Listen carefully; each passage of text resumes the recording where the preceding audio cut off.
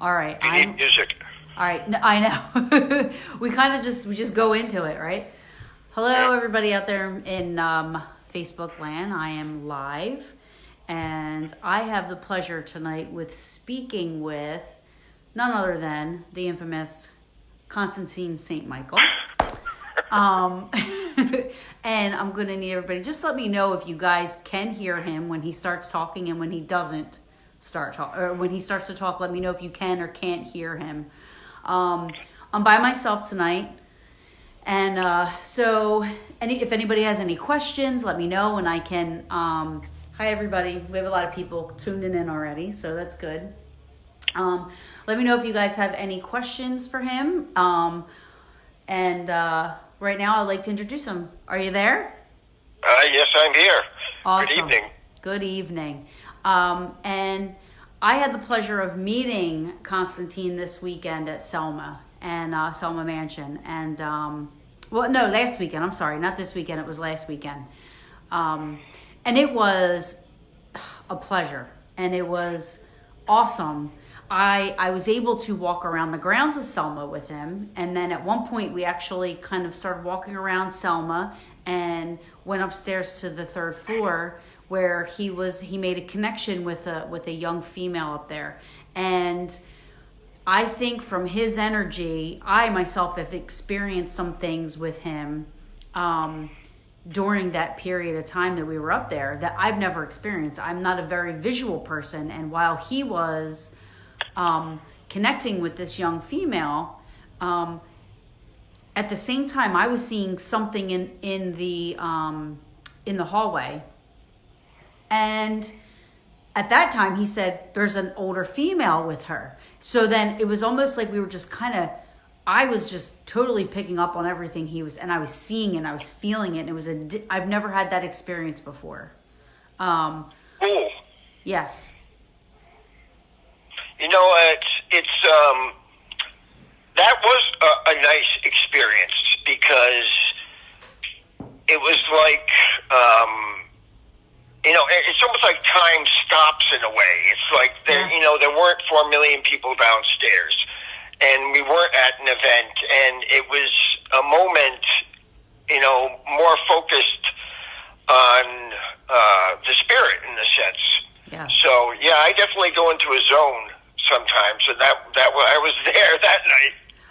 Yeah, you got down, you were praying with her because you said that's something that she did. Like you were really, and let me tell you something, I could feel everything. It was so, it was definitely more on a spiritual level that I've never felt before. And that doesn't happen very often with me, so for me to, and I felt very, I don't know if I was picking up on her energy or if it was if it was our energy together that was kind of, connecting, but I felt this trust, this comfortableness, this, I felt like it, like I felt, I know this, I felt very calming, as you would say. It was very calming and it was very inviting. And, I wish we could have investigated together a little bit more because I really enjoyed it, Well, one of the things that, while I was there, I was talking to different people. One of the things in the process that I have is triangulation. And when I get involved in, reading a property or an investigation, I have to have a person that is sincere in their interest in a question. Like that, there has to be somebody who has a sincere interest in listening to what I have to say and hopes for success. And then I typically need a third piece, a label, a neutral label.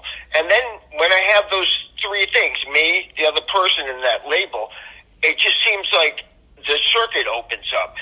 And that night might have been that too, because you were there, and who knows? It might have. I might have been more effective because I had someone else there that was in sync with what I was doing. Like my team is in sync with what I'm doing, but they're kind of focused on other things lots of times.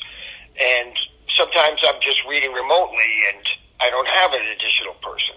Right. So that's interesting. Yeah, that was definitely, normally I'm clairaudient. I hear things, Yeah. Rarely do I see things. And I was totally seeing this, and I was getting the feeling of us being watched. At the same time, though, you were like, there's an older female with her that watches over her and takes care of her, almost like a mentor. And then right then I was like, it's almost like, I'm like, yes, that's who I'm seeing. That's what I'm seeing, is I'm seeing this. Like, I didn't see a figure or anything, but I was seeing these like this little, I can't even explain it. It was like this like light on the floor, and they were very faint lights, and they were just moving, and I could kind of picture her, just watching, but smiling. She was happy you were there. She was happy you were talking. Yeah, it turned very beneficial. Yes, it was a very, and again, I'm going to say it was a very spiritual experience for me. Not like a spirit ghost experience, but for me it was very spiritual, So well, it's always different. It runs differently at different times, and but my experience is that you get to know a spirit as a person over a period of time. So my initial thoughts sometimes change as I get to know them, and then it gets to a point where I feel their emotional being. Not just feel their emotions. I feel their emotional being, and that's when I felt very good about it, because I felt that this was a distressed. This was a kind of a tragic feel to it, and then there was comfort there. Sure. And I could feel it, and that's when it evolves. My experience of the spirit evolves the more I can spend time with them. You get to know them, and then click, all of a sudden, the emotional structure of their life, I can feel it. Right. So that's why I do spontaneous things too. Just like you have a spontaneous thought, but I just kind of have these spontaneous impulses to lie down or go into another room or whatever it is. Yeah. And I've learned just to, just go with it. It helps me kind of stay with them. Yeah. Well, I wish I was videotaping that whole thing, because that was just, like I said, that was something that I'm glad I was able to have the opportunity to walk around with you, and see you at work, so to speak, and see you, what you were doing, because, it was just, like I said, that was an experience that I've never had. That seems to be happening to me. It happened to me, not on the same level, but with John Covey. When I had him I was in Gettysburg and had him on the phone with me. And when he was on the phone and he was connecting with an energy that was walking around with me, I never felt, I knew she was still, I could feel her. It was almost like he was this link in between me and her, and I could feel her. I knew she was there, and there's that triangulation again, huh? Yeah. So I get that with you, and I get that with John Covey, but I don't get that with anybody else. It's weird. So well, I think I really try to keep, let's say, prejudicial beliefs out of it. Mm-hmm. And I really try to just do the thing right at that moment. I don't overthink it and judge it anymore. I just kind of can do it. Right. And that's kind of important, too, because sometimes your mind wants to jump to conclusions or build more of a story, or, you have to be careful. Yeah. You have to be careful that your mind's not getting involved in a fantasy that was like something you knew before or something. You know, your mind's crazy.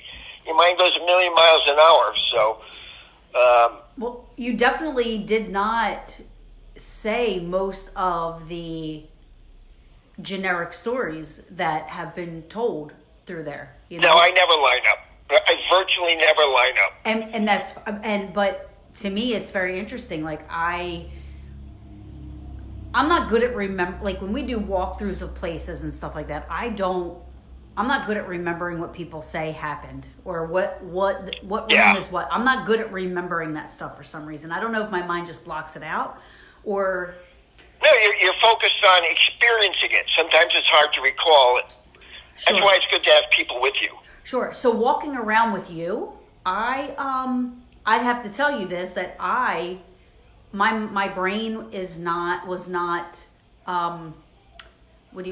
word am I looking for? It wasn't tainted, should I say? Because when we were upstairs, I don't know what people are saying or happening up there, or what rooms, or what the accounts are, because I don't remember what anybody said.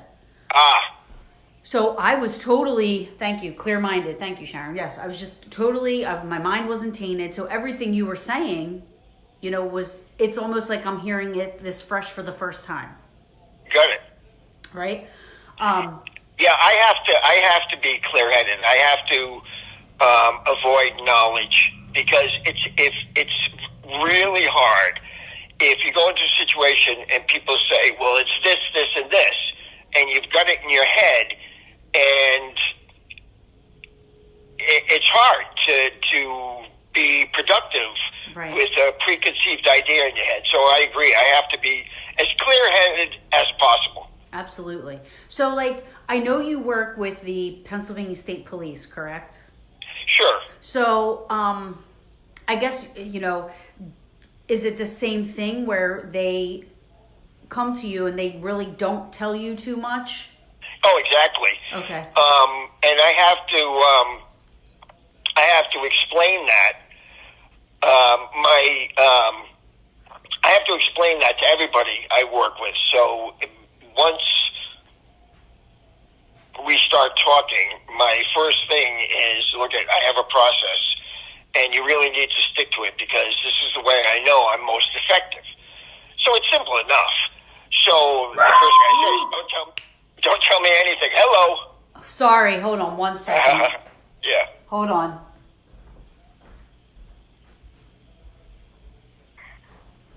Okay. All right, go ahead. Your process. I'm sorry. Yeah, you know, so that's the first thing I say is, don't tell me anything. So that's where the process developed of, I need a label so we can talk about it. And once everybody knows how it goes, that's exactly what it is. I would get a phone call, and, you know, one phone call started with, I have a body. You know, it's like, okay, stop. That's all I need to know. How did you get hooked up with the because I met, we're not going to go into names, but I met someone personally. Sure. Who had an interest in the paranormal, who was a Pennsylvania State Trooper. Okay. And I got in with working with that guy. He was at a senior level, and I got working with that guy. And he also did some investigation as well, and I did a little bit of work with them too. And then I also was introduced to another different department, state trooper, who was working with a cold case which had just been revitalized, and I was brought in on that case to that guy too. So probably maybe about 6 cases total, through 2 main people that I know. Wow. And that's just, you know, that was just luck, really. Yeah. I've tried to think of, it's because it's really enjoyable. I love working police work. Oh. It's like, it's just like TV. I mean, it's crazy. It's such an ego rush. Well, but I love it. I like it. Yeah. It feels important, you know? I missed my calling. Like, I watch all of the show. I watch ID on Discovery, Homicide Hunter, all that. Like, anybody that knows me know, like, they always tell me I missed my calling. I should have been a detective. I should have been a police officer. Like, but you think about it, what we do, kind of is parallel. It's just that absolutely, we look for dead guys. They hunt bad guys. Like, it's right. but procedures. And their lives are built on acquiring information. Sure. Yep. It's all about acquiring information to build a case against a specific person that they can take to trial, will stand up to a trial, and get a conviction. Yeah. They have a job to do, and that's to find the guilty person and get them convicted. So it's tricky, how they can use information, but it's pretty simple. If I can give them information which aids in that cause, then I'm useful. They don't care if it's paranormal or whatever. If I could tell them stuff that they didn't know, they'll take it. Yeah. And do most... I'm kind of like a snitch. In a good way, right? In a good way. So does everybody know your role that's, on the police force, or are there some that don't know you? Well, I don't know what all happens inside departments in a sense, but I've been on multiple sites with multiple detectives in a group, and so the group, I would say they all knew, you know what I mean? I don't know if they talked to everybody, but I've been on teams before. Okay. So it wasn't just one person. There would be teams. And with one of the officers, he was actually retired, or retiring soon, and there was a new chief detective in the investigation, and that had to be approved through the local attorney general. So there was definitely knowledge in the department that I was going to be hanging out with them for a little bit. So was everybody welcoming of that? Absolutely. That's awesome. That's awesome. Total respect. Good. It's such a fulfilling feeling, because you never know. They're guys. I'm a guy. It's like, what are they going to do? But just complete respect. There was never any sense of. There's always skepticism, but it's professional skepticism. And that's good. Yeah, that's awesome. And I know for a fact that I've changed their beliefs in a sense, because they're detectives.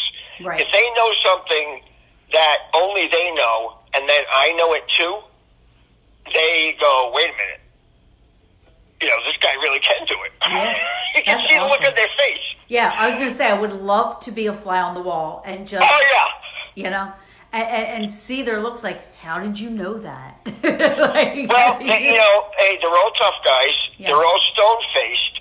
And if I can get them to, crack a smile, and that's what they do. They look, and it's like, yeah, I got you. Yeah. I love that. No, that's all. I mean, I would, oh my gosh, that would be awesome to be able to be, that gifted and be able to work with the police. I mean, that would be, and the fact is, you're helping on another level. A lot of people have these gifts, and they help people. They help people to, I help everyone. Yeah.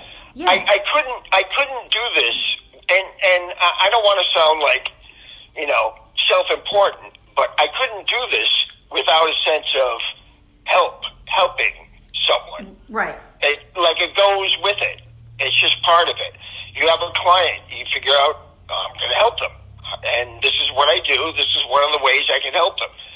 And then if I see that they need their stairs rebuilt, I can help with that too. I just have that attitude. I don't think I could do it if I didn't have that attitude. Well, and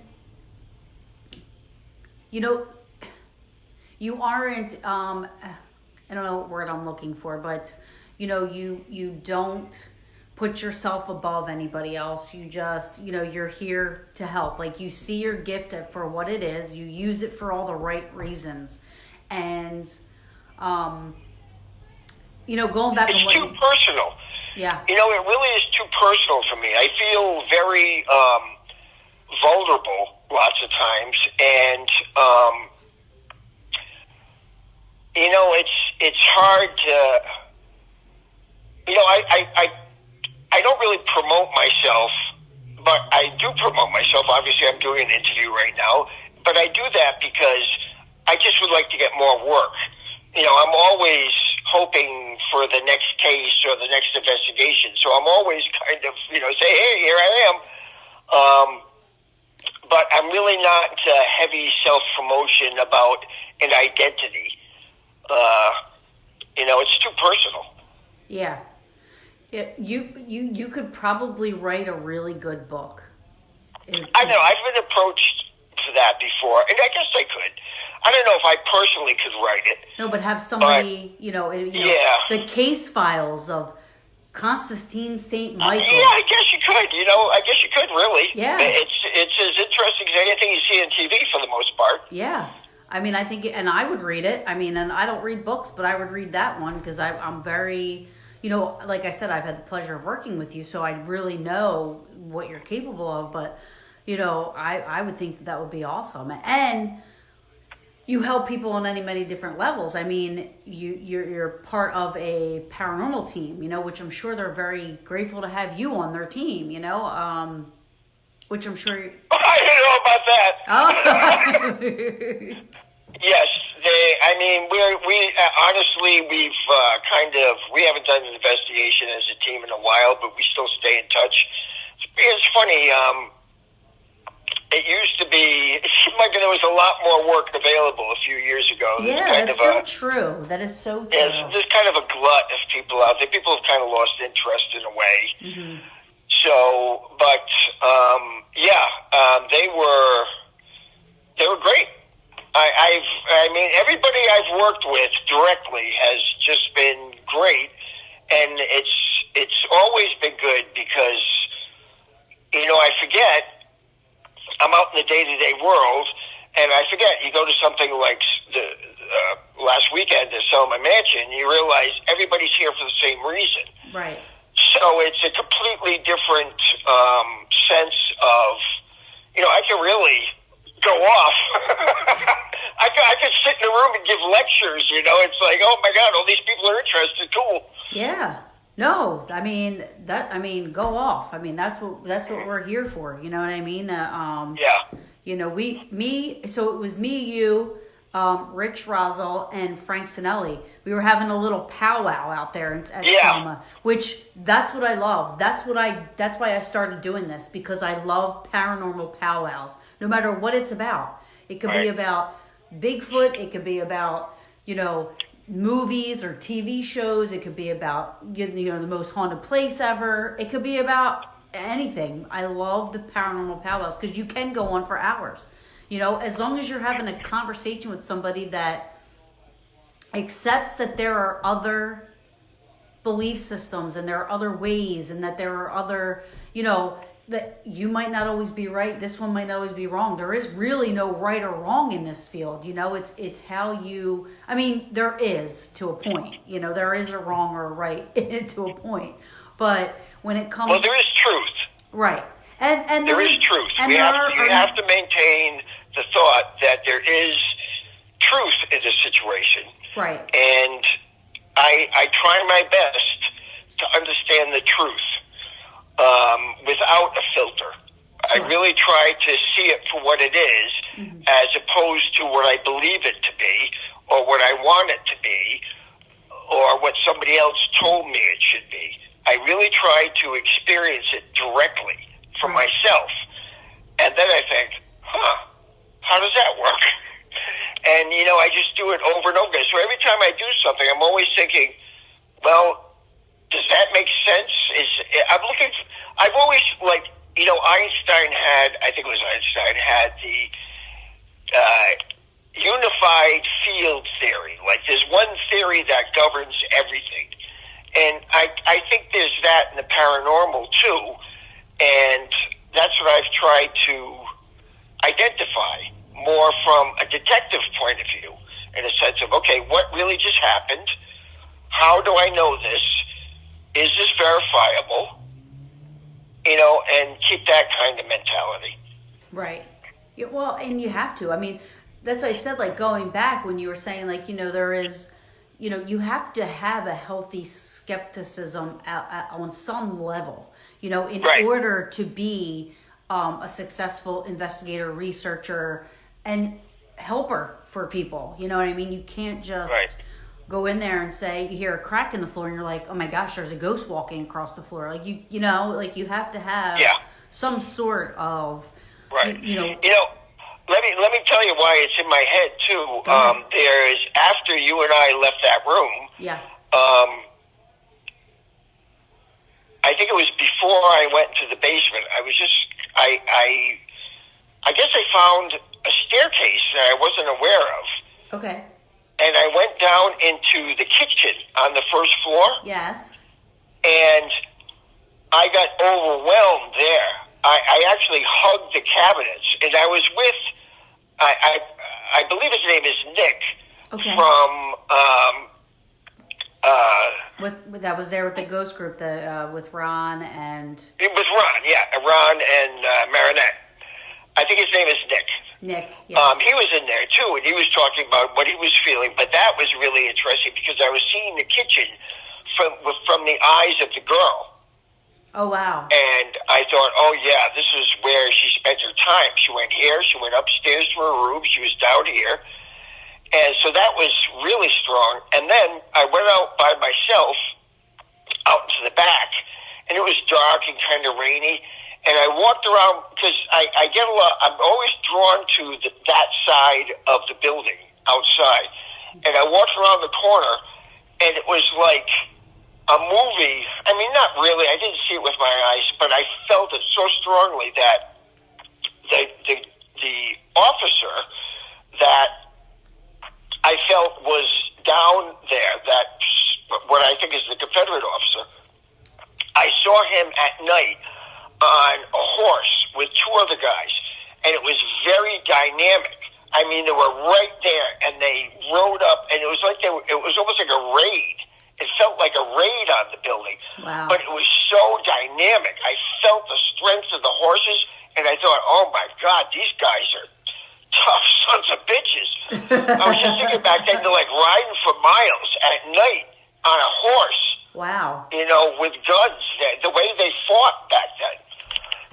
Excuse me. The way they lived. I really felt it. I felt the rawness of it. It was raw. It was cold. It was wet. And these guys are really highly charged. Wow. I wonder. So that was a new take on what I thought was happening out there. I always thought there was energy there. If you say that. I usually don't say that. But I always thought it was important. And I was drawn to the outside of the building. And then I saw it and I thought, oh yeah. This was dynamic. So that was cool. And that's just a continuation of what started on the third floor. Right. Because you were feeling that one of this soldier, if you will, had a connection to this woman or this young lady that was on the third floor. Yeah. Yeah. Definitely. Yeah. Definitely there's a connection. He was looking up, yelling to her while he's galloping by on a horse, but there were two other guys with him. Right. So I'm not sure what that means. I'm not sure why they would be doing that. Like, she wasn't a prisoner. Right. You were saying. So I'm not sure what that means, but that's what I got. Hey, I mean, one day it might make sense. You know what I mean, to somebody like. I would like to see. I don't like loose ends if possible. So it'd be nice if somehow something popped up. But, I looked through all the photographs and the information that we have available. I spoke to the director of the Norristown Preservation Society. I forget his name. Is that Richard also? For who? He's the director of the Norristown Historic Preservation Society, I believe. Anyways, he was walking around. He knows everything, and he was like talking to people. And Russell. His name was Russell. Russell. Yes. Okay. Sorry. Obviously, I'm terrible with names. But yeah, and he wasn't aware of anything. But I had a good chat with him. Yeah. Bill is just saying that that they're gonna have you back, and if you have him back, I want to be there when he goes back. I want to do like a full investigation with you. Like I want to go through I want to do the whole thing. Well, we could. Yeah, that would be awesome. Excellent. I'd love to. And then Bill. I love the house. I do. I like. I just love buildings. Yeah. And I love old buildings. Me too. And you could show me almost any old building, paranormal or not, and I would walk around and look at the doors and the hinges and the stairs, and I just love them. Yeah, I'm the same exact way. I love historic places. And you know what else is interesting too? It's like when you walk in there, knowing, and you're like, okay, this house has been standing for 200 years, and I literally will walk through and try to picture myself as a part of, so let's just say, a little bit of the history, but like the kids running through the house or them making dinner. And it's like, people were walking on this floor 200 years ago, 150 years ago, living their lives. Like, just like we do today. Exactly. They were exactly like us. Yeah. We always think in terms of like historical movies. And you know something? I don't believe it was like that. Right. People might have had different accents. They might have used language differently. But basically, they have the exact same thoughts that generally people have every day. They had jealousies, fights. You know what I mean? They were just people, just like us. Yeah, absolutely. But like, you know what? If we do this, what I would like, what would be really cool for me, is I've never been in the building without 60 people there. That would be awesome. It would be really nice to have the building just a few people. Yeah. I'm kind of feeling it right now. I think I could do a really good read if we had the building to ourselves. Yeah. Oh, definitely. Like, I'll definitely talk to Bill about it. I'm sure he'll. I'm sure a Bill. Small group, you know what I mean? Just not public. Yeah. No. Absolutely. I think Bill and Dee and them, they would be more than happy for. I just want to be a part of it too. So. Sure. So I'll talk to them and then definitely we could get something set up for you whenever it's good for you to come back, and it would just be a small group, and I'm sure Beth and Sabrina would love to do it, so it could be just like the four of us. It could be, whoever, because, I would love for you to meet Beth. You met Sabrina, but I'd love for you to meet Beth. Beth she's a medium, and, she does pretty good, so I think it would be cool to watch you two work together and totally. Well, how did you all meet? Huh? How did you all meet, the three of you? So I was a part of a paranormal group in 2012, and Beth and Sabrina joined, and then we kind of weren't all about the group politic drama stuff. Yeah. So I left, and then Beth came with me, and then Sabrina joined us just this past year. She jumped on. It was me and Beth and Mike had to take a hiatus, so now it's me, Beth, and Sabrina. And Sabrina's one of my best friends. I love Sabrina. Well, you seem like sisters. Yes, we totally. Me and Sabrina. The moment we met each other, we looked at each other and we're like, I know you. It was just one of them things where we felt like we knew each other. And that's great.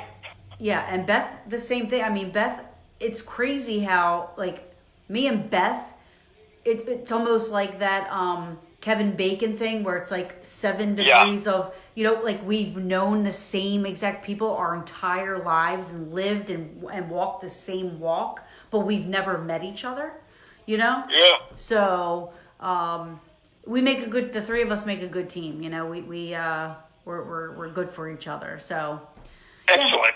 yeah. So here we are, you know, and I love doing this because it's, you know, we, like you said, there's not a lot of private homes, you know, coming our way, but we do private investigations, and we do homes, and we had something a couple weeks ago at a brewery, and we had some really cool stuff happen there. But, you know, I really think that for the most part, you know, a lot of the shows nowadays have people, you know, really afraid of what's going on in their houses as opposed to, you know, wanting to find out what's going on, you know, and I feel like a lot of times people are less reluctant to reach out because, you know, they're so afraid of what's happening, you know, and that's a shame because just because something is happening in your home doesn't mean that it's negative. You know, it's just the television shows make everything negative, you know, and people watch these things. And this is another reason why I wanted to do this show, to let people know, like, it's not 9 times out of 10, it's not negative. You know, it's those TV shows are just looking for entertainment. If they really did a show about what we did, nobody would watch it. Nobody would watch it. You know, you're sitting in the dark for 4 hours and then you're talking about what you're going to... It would be slow for sure. Yeah.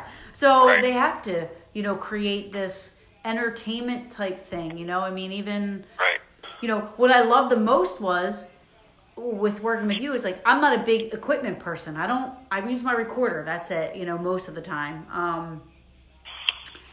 You know, but the equipment stuff and this and that and everything's bleeping and lights are going off and this is, you know what I mean? And you know, it's not like that either. I mean, I can have if I do set anything up, it normally doesn't go off, you know? So, you know, and what you know, I work around equipment. I'm okay with it. I just can't involve myself with it directly when I'm doing what I do. Right. So if other people want to use equipment, that's fine. Yeah. But then I also think is, what's the goal of this?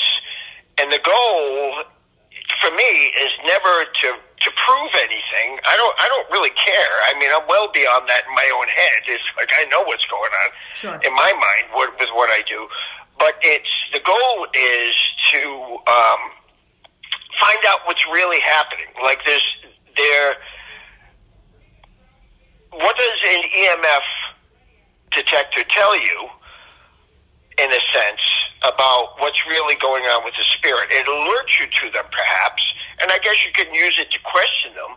Sure. But it just seems like it's, you know, you're tapping on the surface, even with all that high technology, rather than really being able to make a statement about what a spirit actually is. Right. Like, what is it? Yeah. What is it? Exactly. What is it? That's what I've always just tried to figure out. Well, what the hell is this? Right. You know, how do you, it's got to be the same for everybody. You know, I can't imagine there's a different process for everyone when they die. I've got to think that it's the same for all of us. Yeah. That everybody goes through a process, and some people have a harder time going through the process than other people, I guess. Sure. You know? Yeah, and that's the thing. You know, we were talking about this when we had our little powwow, the 4 of us, you know. We put we're human, so we have to have a label for everything. There's got to be, we do. Right? So what is an EVP? We call it an EVP, but what is it exactly? What are we hearing? You know, and you know, that's one thing. And then the other thing, what you were saying, you know, the process, you know, it's true. I mean, why don't we ever pick up on, you know, spirits that died at Pompeii? I mean, I've never been to Pompeii, so I don't know if you go to Pompeii, you would pick up on somebody there that's from that time period. But for me, Right. For me, the furthest back that I've been able to connect with would be Civil War, but where's before that? I mean, there are people Right. that connect with Indian spirits, right? And this and that. I mean, we have a label for everything. We have and they're all theories. So when people ask me, that aren't really into the paranormal field, but they're just enthusiasts, or they're, want to know, they have questions. You're like, well, what's that? And I'm like, well, the theory behind that is, I always say that the theory is, because who are we to say it is what it is? We don't know. I say it is what it is all the time.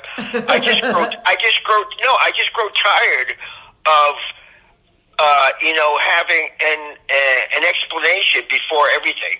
Right. I stopped saying I believe, and I stopped saying I think, because it's just, the heck with it. Just say what you know. And Right. That's what I do. I just say what I know. This Right. is what it is. If I'm wrong, I'm wrong. Right. But I try, after doing this for a while, I guess what I want to say is I haven't proven myself wrong yet. And if I could prove myself wrong, I would. In how I conceive of things. Right. It's complicated. And I think one of the things that is the hardest for many people to grasp, that I seem to have just a much easier time with it, is that consciousness does not exist in the rules of reality. So it's not energy. You're never going to use energy to prove the existence of consciousness, because consciousness exists outside of energy. Right. Consciousness created energy. Right. Energy only exists in reality. Consciousness is outside of reality. So you can use, That's laser telescopes. I don't know. You can use anything. You'll never prove the existence of consciousness. Only through experience. That's the only way it can be understood, is through your personal experience. Yeah. Through your own consciousness. That's the only way you'll understand it. Yeah. So what do you think about the people that have said that they've died and have seen things and then have come back? Do you think that's a dream state? Do you think that's, your own opinion? Well, I would say it could be a bunch of different things for a bunch of different people, but I think it's probably not a dream state. It's probably real, and that's their first experience of being without their body. It's almost like lucid dreaming in a sense, and they haven't. I don't know how they would necessarily be able to experience that and then wake up again in their body, other than the fact that maybe they really didn't die. Right. I don't have a clear, worded out answer to that. Right. But I don't think they're lying. I think they're telling the truth. I think they did see themselves on the operating table or whatever. It's just like when they have sleep paralysis. Yes. People panic, but sleep paralysis is your consciousness, is your awareness of your own consciousness without your body. And that produces intense anxiety for most people. Yes. But it doesn't have to. It doesn't have to produce that anxiety. Well, and it's just being educated, right? Well, it's not easy to do in real life. It is being educated in a sense, but it's also, I can say whatever I want, but when it comes down to it happening to you, that's why spirits exist. They're not always clear-headed in their own situation. Right. So it's not easy. No. This transition. It's like birth in reverse. Yeah. Yeah. Oh, that's a good phrase. Yeah, birth reverse. Oh, we're going to write that one down. It's like birth in reverse. That's a good. No, I constantly. That's why I said I like to do interviews, because I'm always trying to think of a better way to explain things or express things. Right. So yeah, it is. I'm the same way. It's difficult for me to explain, and I do it all the time where I'm like, okay, what word am I looking for? How am I trying to explain this? And then it's tough, especially when you that there's talking about something that exists beyond words. Exactly. Thank you. You just did that for me. It really can't be talked about. It can only be known. Right. It can only be experienced directly, in a sense. Yeah. Like, you can talk around it, you can think you got pictures of it or whatever. It really, from my experience, can only be understood by knowing it directly. But anybody can know it directly. It's not, you don't need anything special. You just need to want to understand. So, have you ever had a loved one that has passed come to you? I guess I would say yes.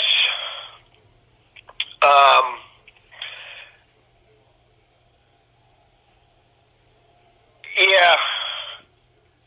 I kind of don't want to go into it. To tell you the truth, it was a very difficult time. Oh, yeah. But Okay. my wife passed away.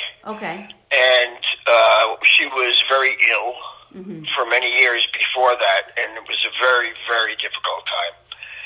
And I was aware she was ill before we got the diagnosis. I just knew it. I had a dream. And I had the sense that her father, who is deceased, was trying to help. And I had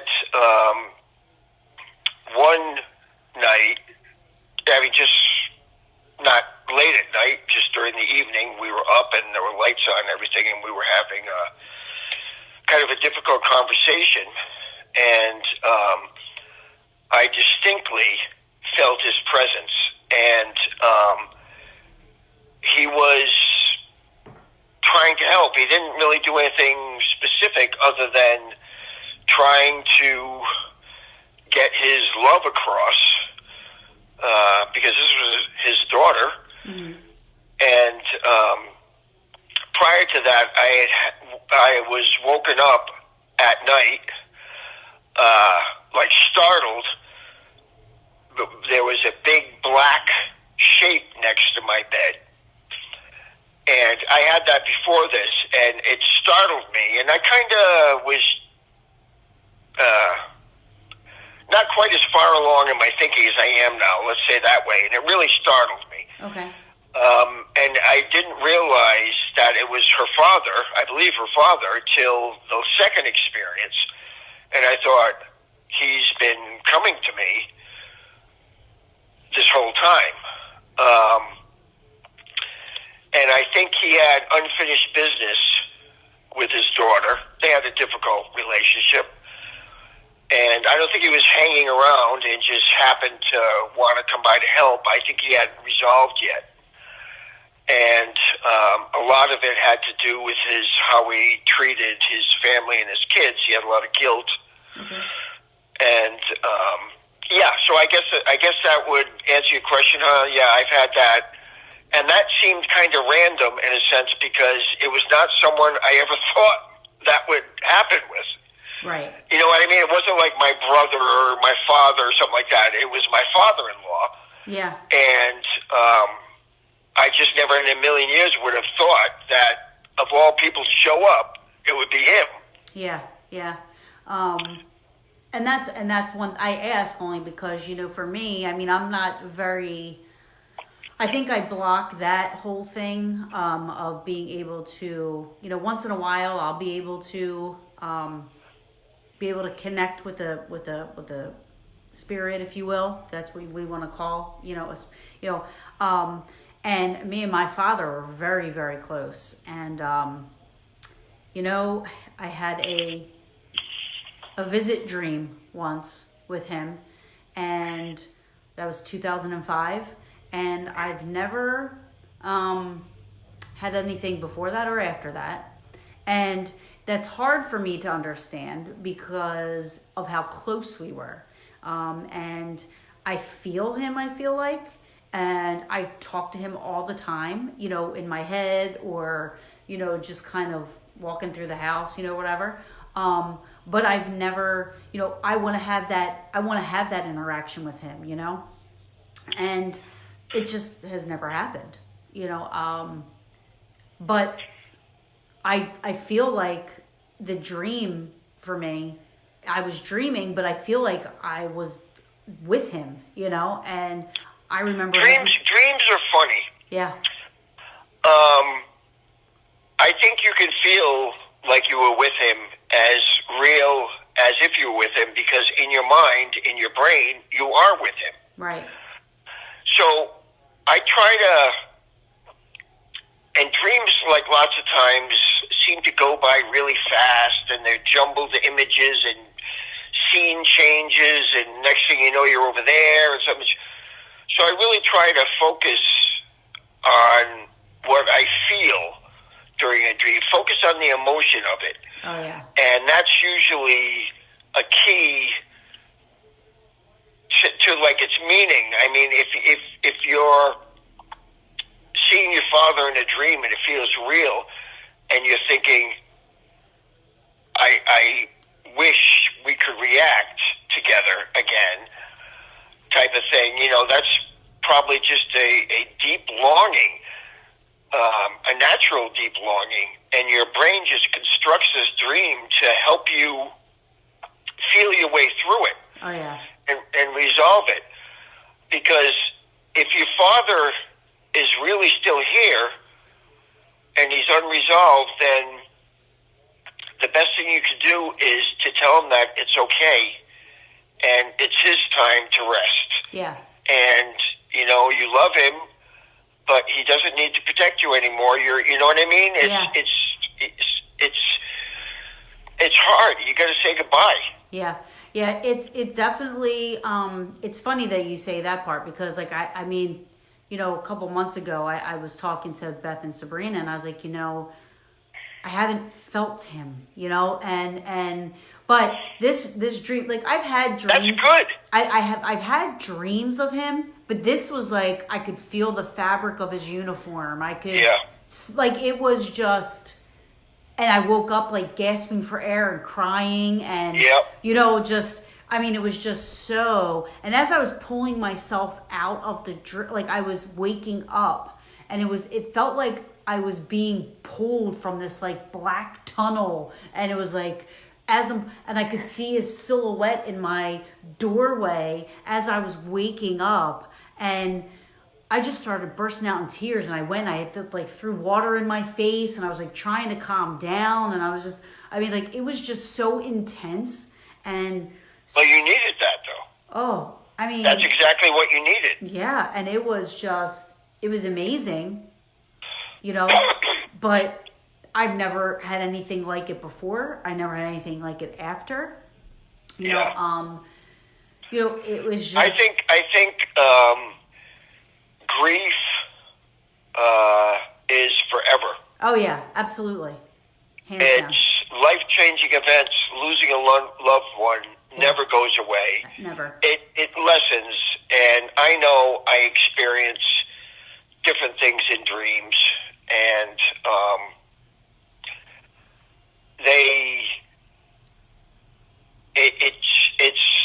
it's a way to understand the deepest, darkest parts of your being that comes out in dreams, and they're disturbing because you still have those emotions in you. And I went through a period where it seemed like a period of about 2 weeks where night after night I kept on having basically the same kind of structured dream, where I would hear like a commotion outside of my house, and I would get up, and it felt like I was really getting up out of bed, like I felt like I was awake, sure, but I wasn't. And then dream events would happen. And I felt like people started to come into my house. But then my daughter would be there. But the worst thing was I'd hear my wife's voice. And I'd hear it as clear as if she was standing next to me. And it was devastating. Yeah. Just hearing it, it's just, I'd wake up just sobbing. Right. And then you realize that, it's just, the grief is still there. It's just you have to put it away to function. Yeah.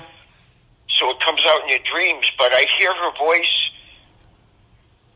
and it was her voice. It wasn't, it was just like I was experiencing her again. Mm-hmm. And, so that's all good. I needed to have that. Right. I needed to have that triggered. Yeah. And then if you have kids, oh my God, you never stop worrying about your kids. Right.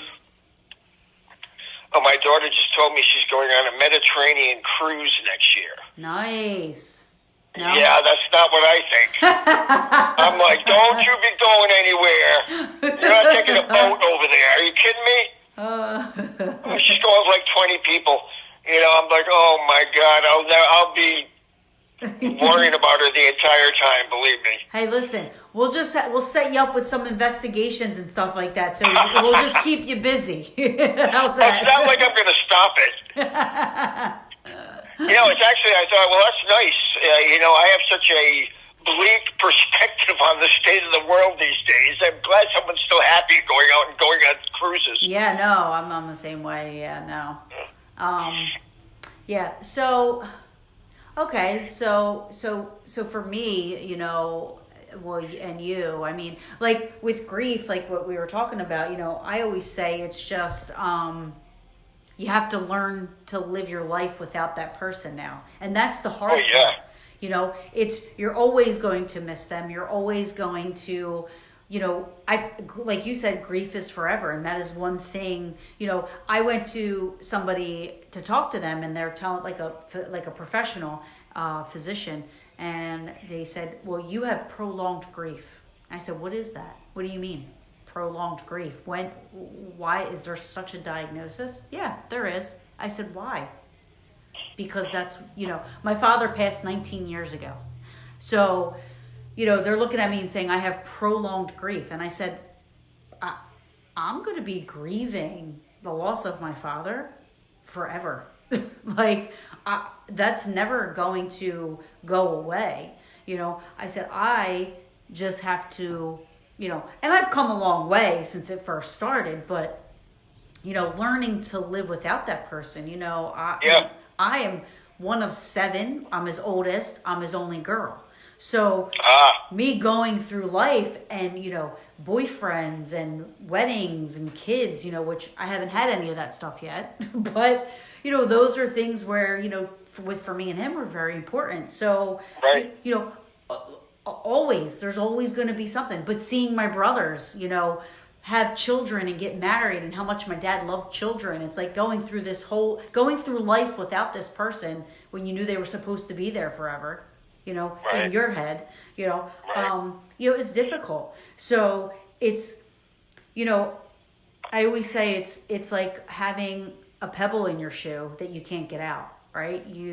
At first it hurts like hell, but you got to keep going. You have to keep, walking. You have to keep going. And eventually the pain gets less, but you learn to live with the pebble in your shoe. You have to learn to live with it. You have to learn to live with that pain and just keep going, because your life needs to keep going. And it will come to an end. Yeah. Your life will come to an end. And people will mourn you. Right.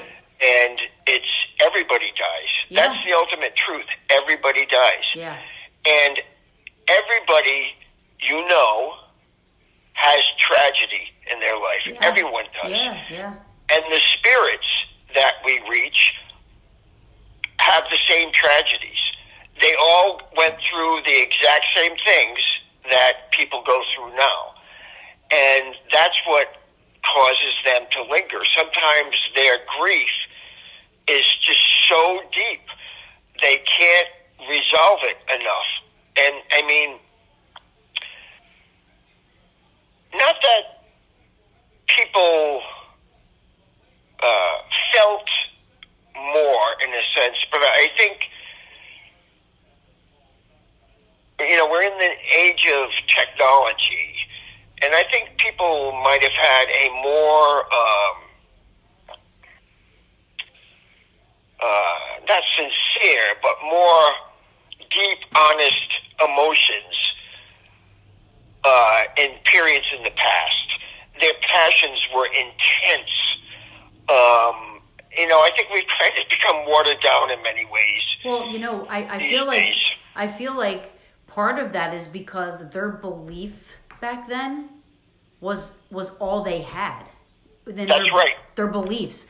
And, being in this field, it's, what you put out is what you get back. So, I mean, they were very spiritual. All of their beliefs, there were rituals for everything. There was, you know what I mean? So they were very... And life was more direct. Yeah.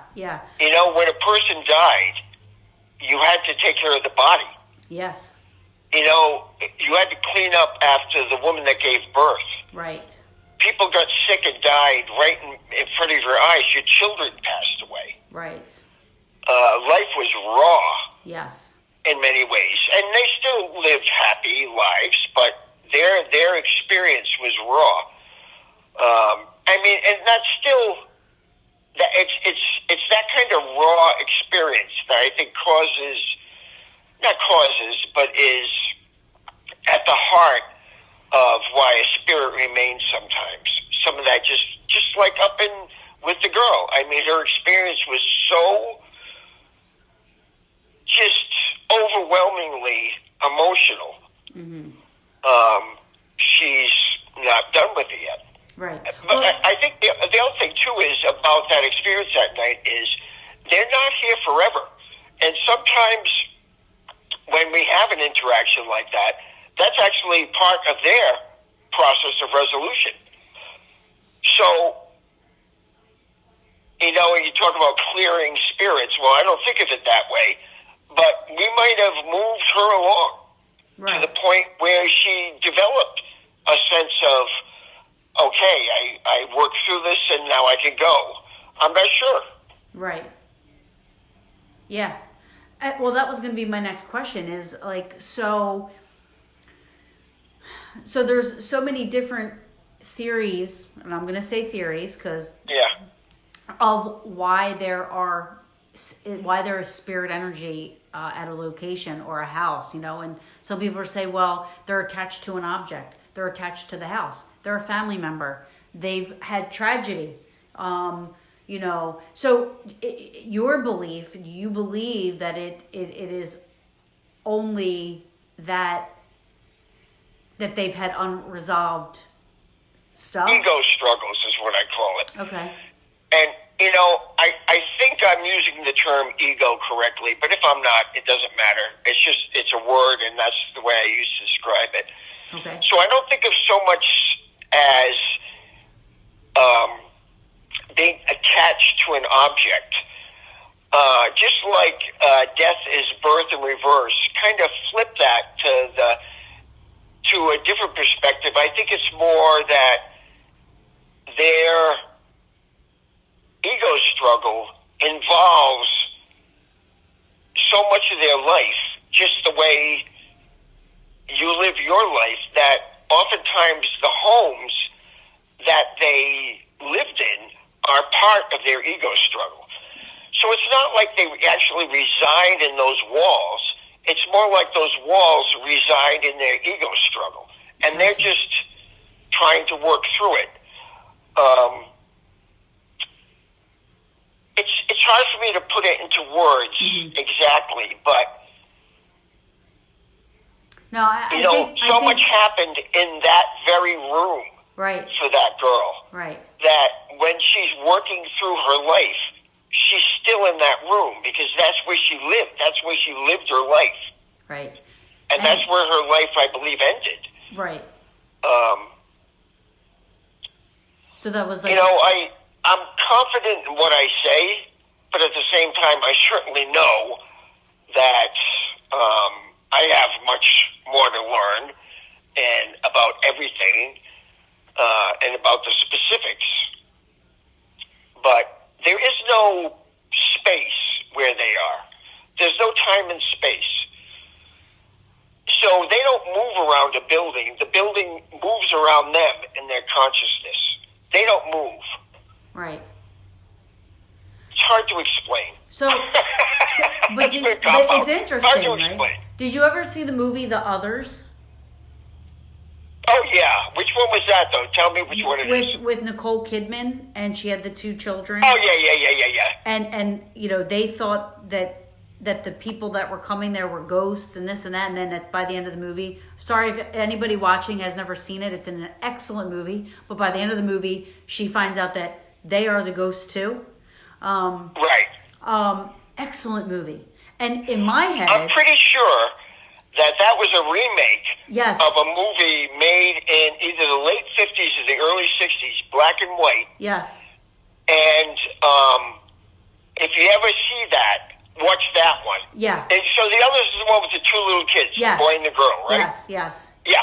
That was a remake of the original, and the original is even creepier. Is it? Well, but for me, that's what I imagine is happening.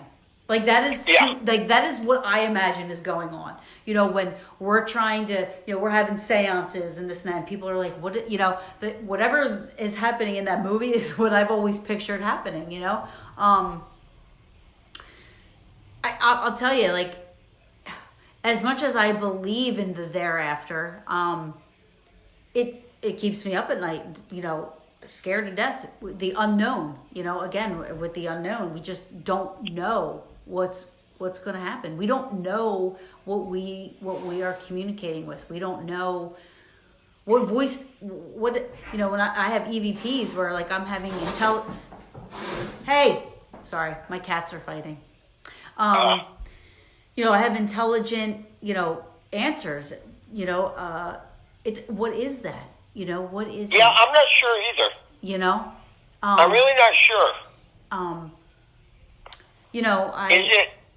Is it the consciousness of a spirit actually communicating, or is it something that we construct somehow? Right. In our own minds. Right. I'm not really sure. Right. Because if you think about it, so we have... It's too easy sometimes to me. It's like... Yeah. It almost seems like too easy. Yeah. Like... You mean I can buy this little device and all of a sudden I can talk to the dead? Right. But I don't know.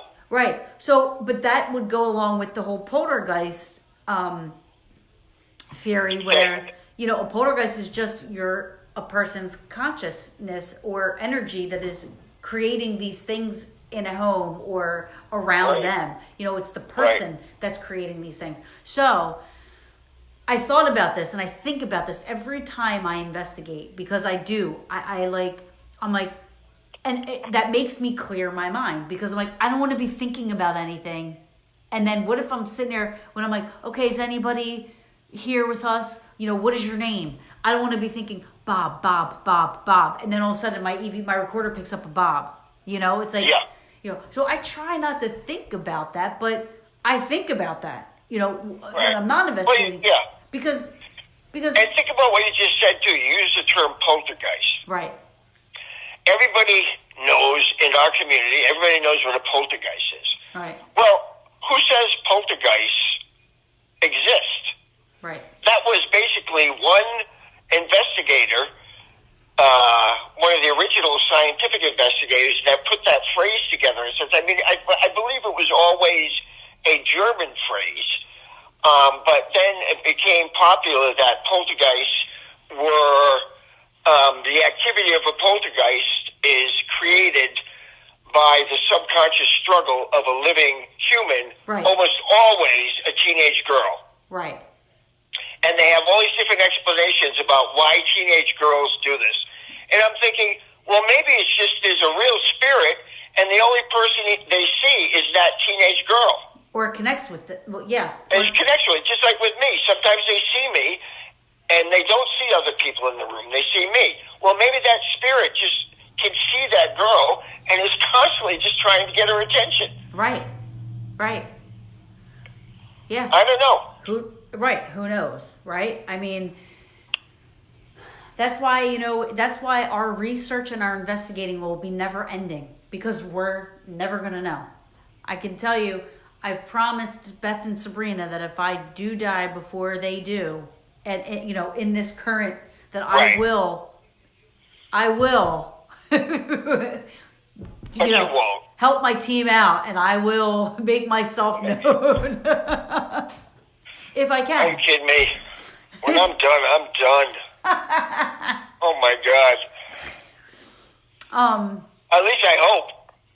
Well, I hope to live a life that when my body ceases to function, nothing binds me here.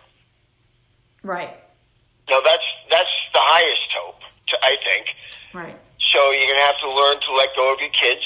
You're going to have to learn to let go of attachment of things, and and not get caught up in shit. Yeah. Get caught up in crazy, I don't know, greed or jealousy or anger. You know what I mean? It's just, man, that stuff sticks. Yeah. Well, it's funny that you say that, because I had a dream, that I died. I had a dream that I died. And I woke up and I said, "Oh my gosh, I'm still here." I woke up in my house and I'm like, "I'm still here." So I ran downstairs looking for my boyfriend, and he walked past me, and I said, "Babe, I'm here." And he didn't hear me. He just kept going. And I'm like, "Babe, I'm still here. I'm still here. We can still be together." And he just kept going.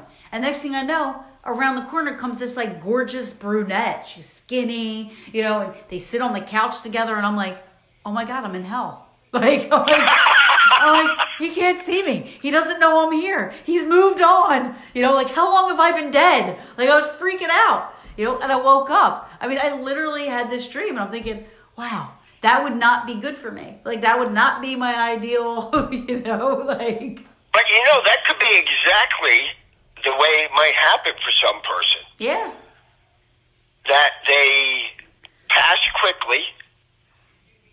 They have a process to go through. It's not like flipping a switch. Right. It's not like the body stops and the process is over. It's a process. Yeah. So, and maybe they feel that same frustration. Oh my God, he's moved on. Yeah. So you start banging on the coffee table. I'm here. I'm here. Yeah, like the movie Ghost, right? Remember he went through the process, and I love that movie because I do refer to that a lot. Like when I'm talking to people that are scared about what's happening in their house, and they're like, "Oh, well, I got pushed," or they threw something at me. I'm thinking, I tell them, I say, "Listen, if a spirit wants to push you, they're going to be successful at it. You're not just going to feel a push." I said, and they want to throw something at you. You can't see them. They'll successfully hit you with anything, if they want to do that. I said, they're just trying to get your attention. I said, and a lot of times, the theory is that they really, and I would say, did you ever see the movie? Some spirits. There are definitely spirits that have negative intentions. Right. But when there are creepy psychotic spirits because they were creepy psychopaths when they were alive. Yeah. But when you're dealing with a private home and you're just talking to a family, you try to just calm that anxiety and nerve down, right? So I always say, did you ever see the movie, Ghost, when he first dies and he's in the subway and he's trying to kick the can and he can't kick it, and then all of a sudden he uses all his energy and he finally kicks it and the can goes flying across the subway. I said sometimes they do that. They'll be trying to get your attention and they'll be tapping you on the shoulder and you're not feeling it. And then they'll finally "Oh my gosh, what do I got to do?" And then they'll use all their energy. And it feels like they're push you, but they're just trying to get your attention, right? Until you can... I do know that there are if you want to use the term negative, okay, negative, negative energy. They're bad people. Spirits oftentimes are bad people. That's why they remain, because they were bad in life. Right. So when I go into a house,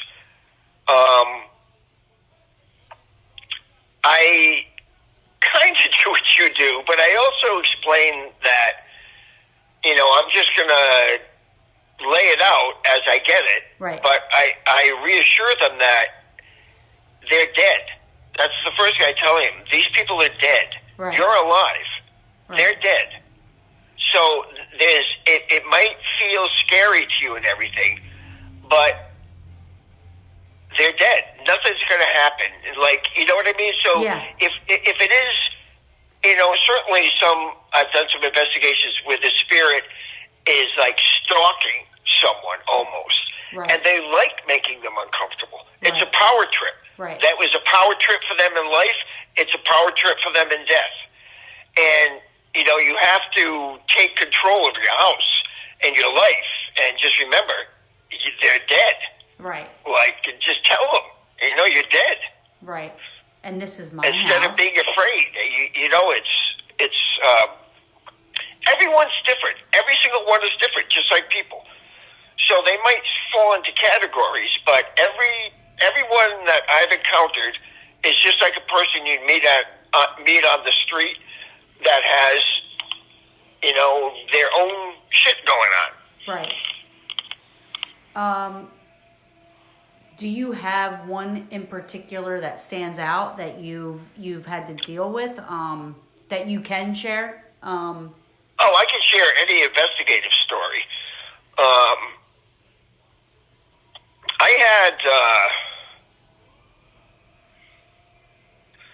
let me just think here. I don't know, I was talking a lot down in Selma, so stop me if I've repeated this, but I had one case that I actually did on my own, and I think this woman came to us through the website. I can't remember exactly how she came to us, but I ended up going there, first on my own. And it was a row house. It's in Pennsylvania, Wyoming Valley somewhere. And I think there were 4 units in it. And so they're that, undersized, narrow, weird kind of old row house feel to them. But this woman was convinced of what was going on, and she told me that she would see this thing at the crib side of her baby, and obviously it was really concerning her because it looked like it was going to reach into the crib, and other different things. They had seen a shadow move through the house, and kind of standard stuff in a way. Mm-hmm. And I went into the house, and the first thing I noticed was that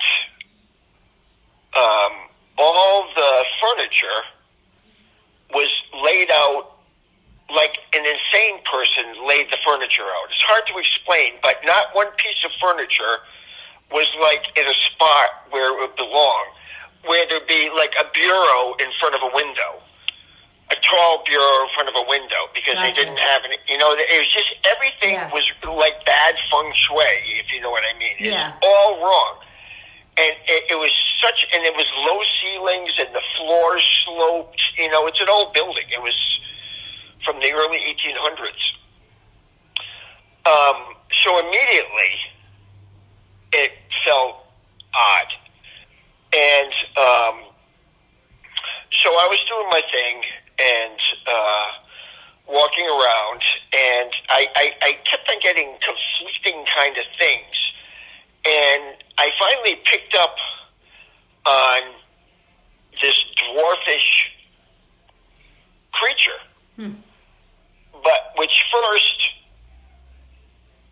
seemed creature-like rather than human. Okay. But what I found is whenever this happens, if I just stay with it and I'm patient with it and stay with it, they become people.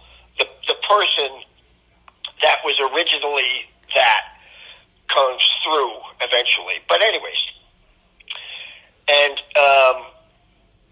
so I had done a walk around, and just like what I did up at Selma, that same kind of feel. I sat in a room, and the whole vibe changes in the house, and it really shifted to a place where everyone started to get comfortable, actually, and the husband said, I'm not sticking around, and he left. He hated it. Oh, really? Well, I was going to ask you, do the people go around with you as you're going? Yeah, it was a couple, and the baby was out. They had put the baby with her mother. I had met the mother originally, and she had an opinion about what was going on, too, and it was more around the husband had been involved. He had experienced things. It was more about this young woman, and definitely it seemed to be interested in the baby. But anyways, I go lots of times when I do buildings, I really work outside the building oftentimes. I find that I'm drawn to the outsides just as much as rooms sometimes. And I walked out into the backyard, and a phrase that I use, and it just kind of sticks with me, is if I don't like a place, I'll just say that. I'll say I don't like this spot. I don't like this place. It means I'm getting close to a location where it's part of this underlying haunting. And I said, "Oh my God, there's blood on the ground." And that's another phrase that just comes out of my mouth, and it seems like I can tell where there's been violence. Okay. And I said, there's blood on the ground. And we're in their backyard, and the backyard, I mean, it's in the neighborhood. But, all of a sudden, the filter on the light just shifts, and it goes from just looking normal to all of a sudden not looking normal. And it just really took on a very sinister feel. Mm-hmm. And the back of the house, you could see there was a deck, like a porch, and underneath it was the entrance into the basement. And I looked at it, and the girl was up on the deck. And I said, "Oh, my God, they put the bodies in the basement."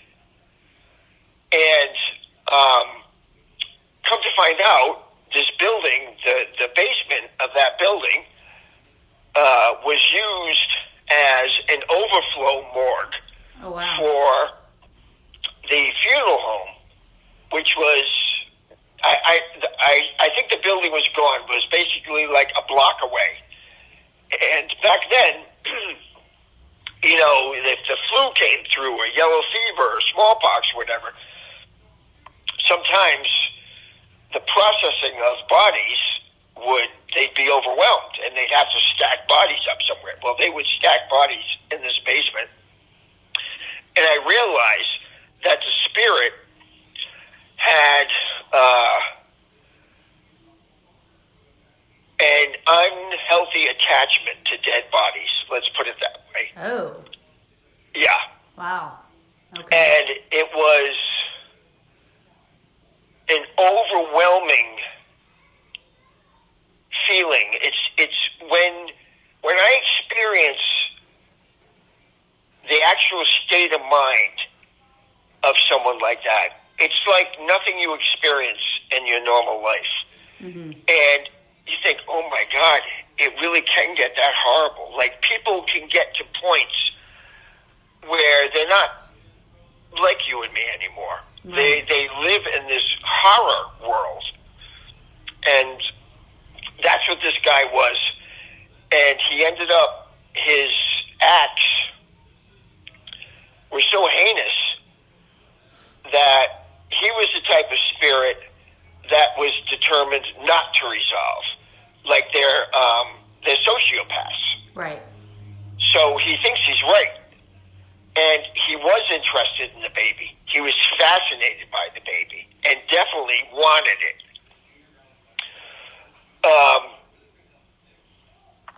So I never experienced him by the crib, And this story doesn't have like a really clean resolution to it, but I use that just because it kind of popped up in my head. I was thinking of it today, actually, as an example of sometimes things are evil because that person was evil. Right. So you don't have to have demons to be evil. Oh, right. People can be just as evil as any demon any day. Absolutely. Believe me. But a lot of people sometimes if I just go on with my first impression, I might have assumed that thing had never been a human, but it had been a human. Right. And that's what hell is. That person is going to go to hell because I don't think you could get him back. I don't think you could reverse the course of his conscious intentions. Right. And he'll always exist. He'll never resolve. It will always exist into that hell state until his humanity is so fragmented. That makes sense. That's it. No, but that makes sense, and I am totally following you with that. You know, and I believe that, you know, and that was one thing, you know, how people are here. That's how they are there, you know, until they work through their stuff. And yes, there right. are people like John Wayne Gacy, never right. going to be able to reverse birth, as if you will. You know what I mean? That's funny that you bring him up. I just remembered. I actually did a read for a paranormal investigator who lived in the neighborhood of John Wayne Gacy. Really? Yeah. And I think I just met her on Facebook. And I read her specifically, her location, and I picked out certain things about the house she was living in. For example, I said, I'm seeing like really dark, ornate woodwork everywhere. Like it's just very dark, and it's like walnut or something. And her father was a carpenter, or a grandfather, and the whole house was paneled in mahogany. And so I got a real good vibe on this. And I ended up getting a spirit, and I said it was her grandmother. And I read that, and then I said, well, she's going to the front door, and she opens the front door, but she was trying to communicate something. And I said, there's this guy at the front door,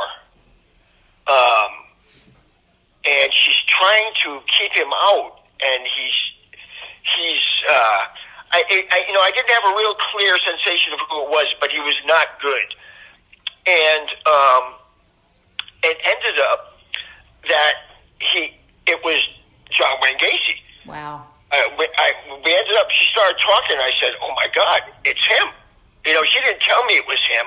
She just started telling me about they lived in the neighborhood, that he had actually been to their house at one point because he was a contractor, and her father was a contractor, something like that. And then I realized that he's still stalking. He's still hunting. Yeah. And I said there are, and I didn't know really anything about the story. And I said, and he's got like these people. I said, it's not just him. I said, I see these young guys, and they go out, and they're still trying to like nab people. And then she told me that, and I didn't know this, that he had two guys that would actually send the young men to him. Like he had a team. Okay. And that's well known in Chicago.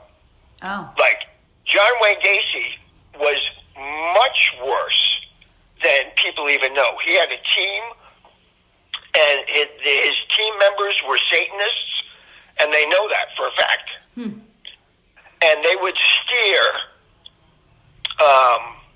vulnerable young guys to him. And, it's funny that you mentioned that, because I haven't talked about that in a long time. I'm just kind of remembering it. But, yeah. That was crazy when I had the realization. And it's not like I saw him clearly, but then I just knew that all of a sudden I thought, oh my God, he's still doing it. Wow. That's so good. And he'll probably never change. Yeah. So I believe, if you don't have a conscience, which goes back to what we were saying earlier, but if you don't have a conscience here, you wouldn't have a conscience there either. Are you still, like, where's your existence then? When and I totally, you always have the burden of suffering. You're never given the true peace of being able to give up who you are. That's the final thing. right. Is when you can release and let go of the person that you know is you. And that's what the hardest thing is. It's like Karen has to give Karen up. It's just like with your father. You have to say goodbye to him, and you realize the grief that you feel for that. Well, you have to do that to yourself. You have to say goodbye to yourself. And that's hard, because there's a period of mourning that you go through saying goodbye to yourself before you actually complete that process. But someone like him, his deeds have caused him to be in the situation he's in. And if you're a sociopath, you can't say goodbye to yourself. All you know is yourself. And they're stuck, yeah. So definitely a lot of spirits are mentally ill. Absolutely. Oh yeah, and I believe that, and they're fragmented. Right. It's not like a whole person. Right. Sometimes there's, I don't want to say the term multiple personalities, but their consciousness is fragmented into pieces sometimes. Right. Yeah. Well, Just and that was my point. Like not, and when I speak to the people in the houses, like, what I mean is they know what they see on TV. So it could very well, when they're not saying negative energy, they're saying there's a demon in my house. They tried pushing me down the steps, and I'm like, that's not a demon, so you have to just calm that thought process down, because that in itself can create negative energy throughout the house. If they're constantly living in fear of a demon, and quote unquote, so yes. How can we be so smart about some things, but still be so ignorant about something that happens to every single person? Right. Like, we still cling on to concepts, right, that maybe we shouldn't be clinging on to. I don't want to say antiquated. I don't know what the word is, but right. People, and there's language. Language is important. Like, they know the word demon, they know the word poltergeist, they know this, they know orb, and they, with that language comes an image, comes a thought, comes a label. So the labels, yeah, and that's just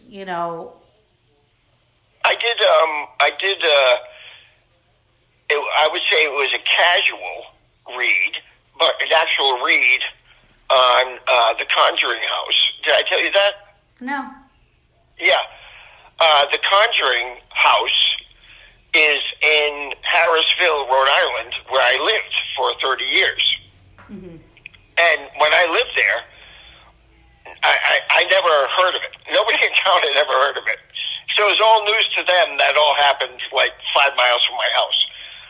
But anyways, the guy who bought it is on Facebook, and I sent him a private message saying, "Hey, I'm from Rhode Island. This is what I do." I was just kind of saying that, it's funny because no one in town had ever heard of it. Right. I was just kind of chatting and introducing myself. So I ended up, talking to him a little bit. And I said, do you want me? I can work remotely. Do you want me to do a read? So it wasn't like an official thing, but I did a read. And, of course, like what I said, didn't line up with really much of anything, I don't think. And I haven't really gotten any kind of, let's say, follow-up communication from the owner. So I don't know where that one went, but that was a very famous case that I actually really knew very little about. I never saw the movie. I see the advertisements for it, but I guess Ghost Adventures is going to be their Halloween. Yeah, I'm not a fan. Well, I guess I can say that I'm not a fan of Ghost Adventures, and from what I know, Ghost Adventures is for a paranormal person. Ghost Adventures is a guilty pleasure. Yeah, it's funny. Yeah, it's hilarious. I can't. He's just so over the top. I can't even. It's funny.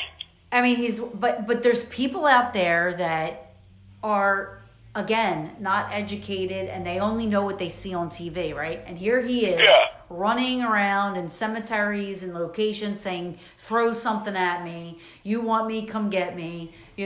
Kill Zach. It's a demon. It's and these people are watching these shows and they're like, okay, if they want to investigate, that's what they think they're supposed to be doing. And then if they are having activity in their house, all of a sudden they're thinking it's a demon because Zach Bagans said it was, So,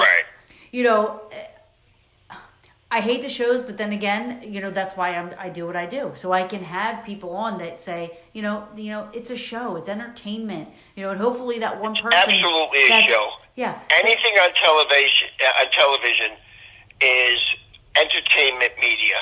Right. And it involves ratings to drive advertisers, and they're truly, and I'm not putting down shows and people who are on shows, but there's a producer that's making sure that they get as many people as possible to watch and watch the entire way through. They track everything. Right. So it's not the best way to develop an understanding of what's going on. But I guess if there's nothing else, it's a place where we all kind of started in a way, Sure, yeah. I started watching Ghost Hunters, and Ghost Hunters to me, and this is my opinion, I'm sure people, have their opinions, but to me, Ghost Hunters to me is, they came back on TV most recently, and for me, I enjoy that show. Well, it was, in the beginning, they're from Rhode Island, too. Yeah. So everybody knows them in Rhode Island. Yeah. No one had heard of the Conjuring House, but everybody knew them. Yeah. Their office was in front of Warwick High School. And that's the town I grew up. They had an office in a strip mall in front of the high school. It said Taps on it. Yeah. So in the beginning, they would come in and go out of there. They were kind of ahead of the curve. Yeah, and for media. Yeah,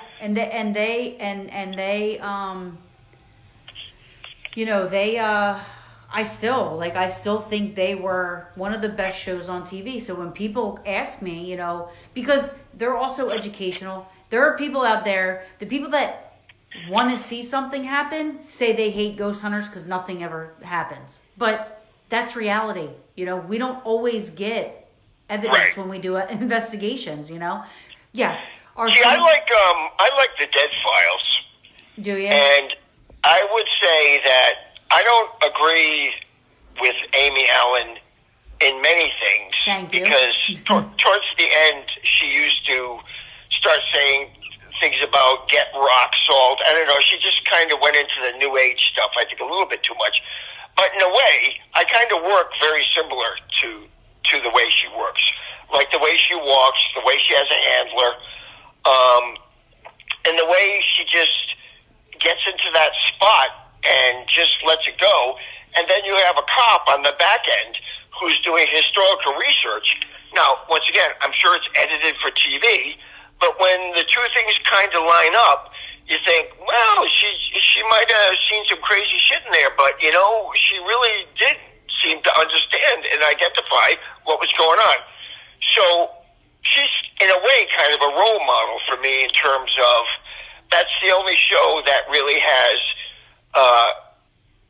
that combination of someone who does the walkthrough read and then a ex-police officer, detective, who's validating from a different angle. Mm-hmm. The other ghost shows, they'll lots of times they'll have a visiting person, but they're more of a team or they're telling ghost stories. Mm-hmm. So I think that show's kind of unique.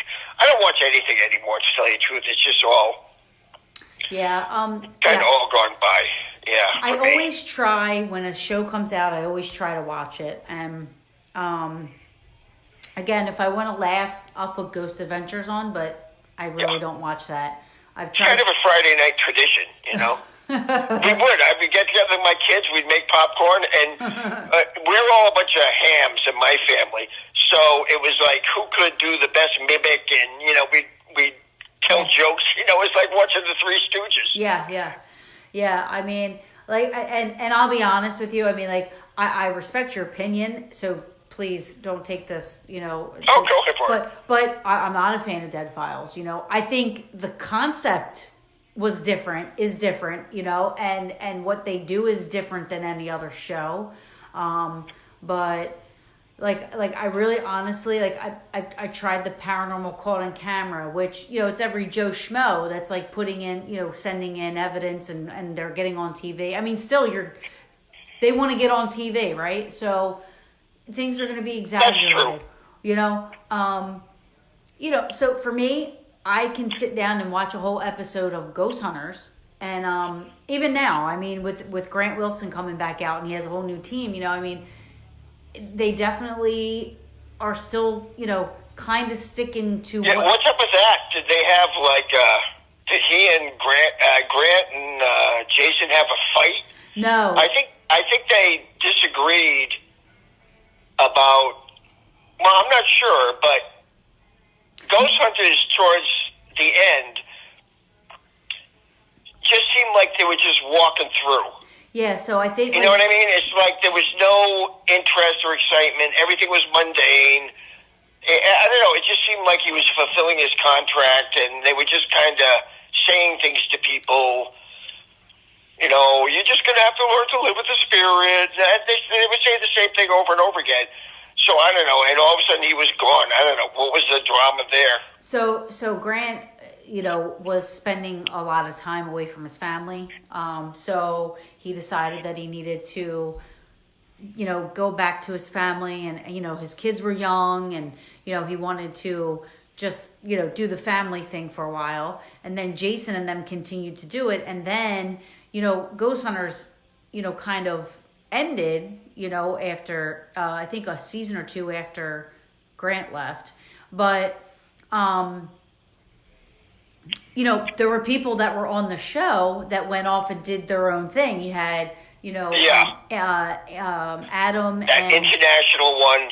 Yeah, then you had Adam and Amy on there. They went off and they did their thing. Yeah, that's right. Yeah. So, and now Grant was like, okay, I want to get back into it, because, we were basically, they were my mentors, right? That's what I got into this. Not what he gets for a personal appearance? Huh? You know what Grant gets for a personal appearance? No. $7,000. You know what Jason gets for a personal appearance? What? $12,000. Do you know what Zach Baggins asks for? Oh, he must ask for 30 or 40. 20 grand. Crack up. Yeah. Like, really. But yeah. So that's the racket. So they're still, Grant and Jason are still friends, but like Grant said, I wanted to get back into it, but now my friends, my former teammates, they've all moved on. They have their own teams now. They have their shows. They're doing their things. So I wanted to get back into it, but I needed to find a team to be able to get back into it with. So that's why he has these people. But he said they're still friends. And when you think about it, watching this season, they still show clips from the old ghost hunters and stuff like that. If they didn't get along, Jason probably wouldn't be letting him use those clips. Well, I don't know. So, but I think it's good. I mean, I think it's good that they still, are still, I mean, you have Jason they're coming out with their show. I think October 11th it's coming on. It's called Ghost Nation. So I'm going to watch that and I'm going to check that out and I'm going to see how that is. But and is that going to be a standard investigatory type of thing? Not sure yet. So I'm going to watch it because I do watch everyone that comes out to see what the shows are about. Because we can't help ourselves. Yeah. And go from there. I mean, I watched Ghost Brothers a couple of times, and that's a hoot. So I mean, my heart really is, I do. If I'm going to sit down and watch a full show, it's going to be Ghost Hunters, and maybe Ghost Nation will be good too. I'm hoping because Jason is, like I said, like Jason and Grant, they seem to know what they're doing, and that's the type of. Well, they were a phenomena. Yeah. They were Sci-Fi's #1 show for years. Yeah. And they were a phenomena. I mean, that's big money. Yeah. Yeah, and I'm telling you, like, out of, like, and I used to get it all the time, people, now it's, paranormal world is, the paranormal stuff is more mainstream now, but back then when it first came out, people come to me like, I don't watch that show. They never find anything. I'm like, they do, but it's not, you're not going to get something at every single location you go to. I mean, there were some episodes they went to where they found that the people were putting fake stuff in the walls and this and that, so they found that and they, but Ghosts of Morgan City, that's another one where Jeremy Leonard's on. Bill Freeman was saying Ghosts of Morgan City, and which I mean, which I haven't seen. Right. Yeah, no, I watched a couple of episodes of that too. So I mean that's a I love Jeremy, and Ben Hansen's on that, and I like him. But yeah, definitely one to check out. But it's all to what you like. I mean, I had posted something on the Paranormal Brews page, and I let my feelings get in the post there, and I said it was about Zach Baggins. I'm like, he just needs to go. And there was a woman that wrote under there. She was upset with me. She was upset. She was, you could tell he's her hero, and you try to, it's just opinion. It's my opinion, and we're all entitled to it. So. Plus, he has, at his level, he has social media people that work social media to build awareness of the show and that defend him. They all do. Anybody who's an entertainment person at that level has a team of PR marketing people that are constantly working social media to preserve the growth and interest of the show. Yeah. So they're basically like trolls, I guess, but just you can't say things sometimes on social media against anyone who's big in entertainment and media because their people will get right on you. Yeah, right. I couldn't believe it. I got banned from Twitter because I criticized Taylor Swift.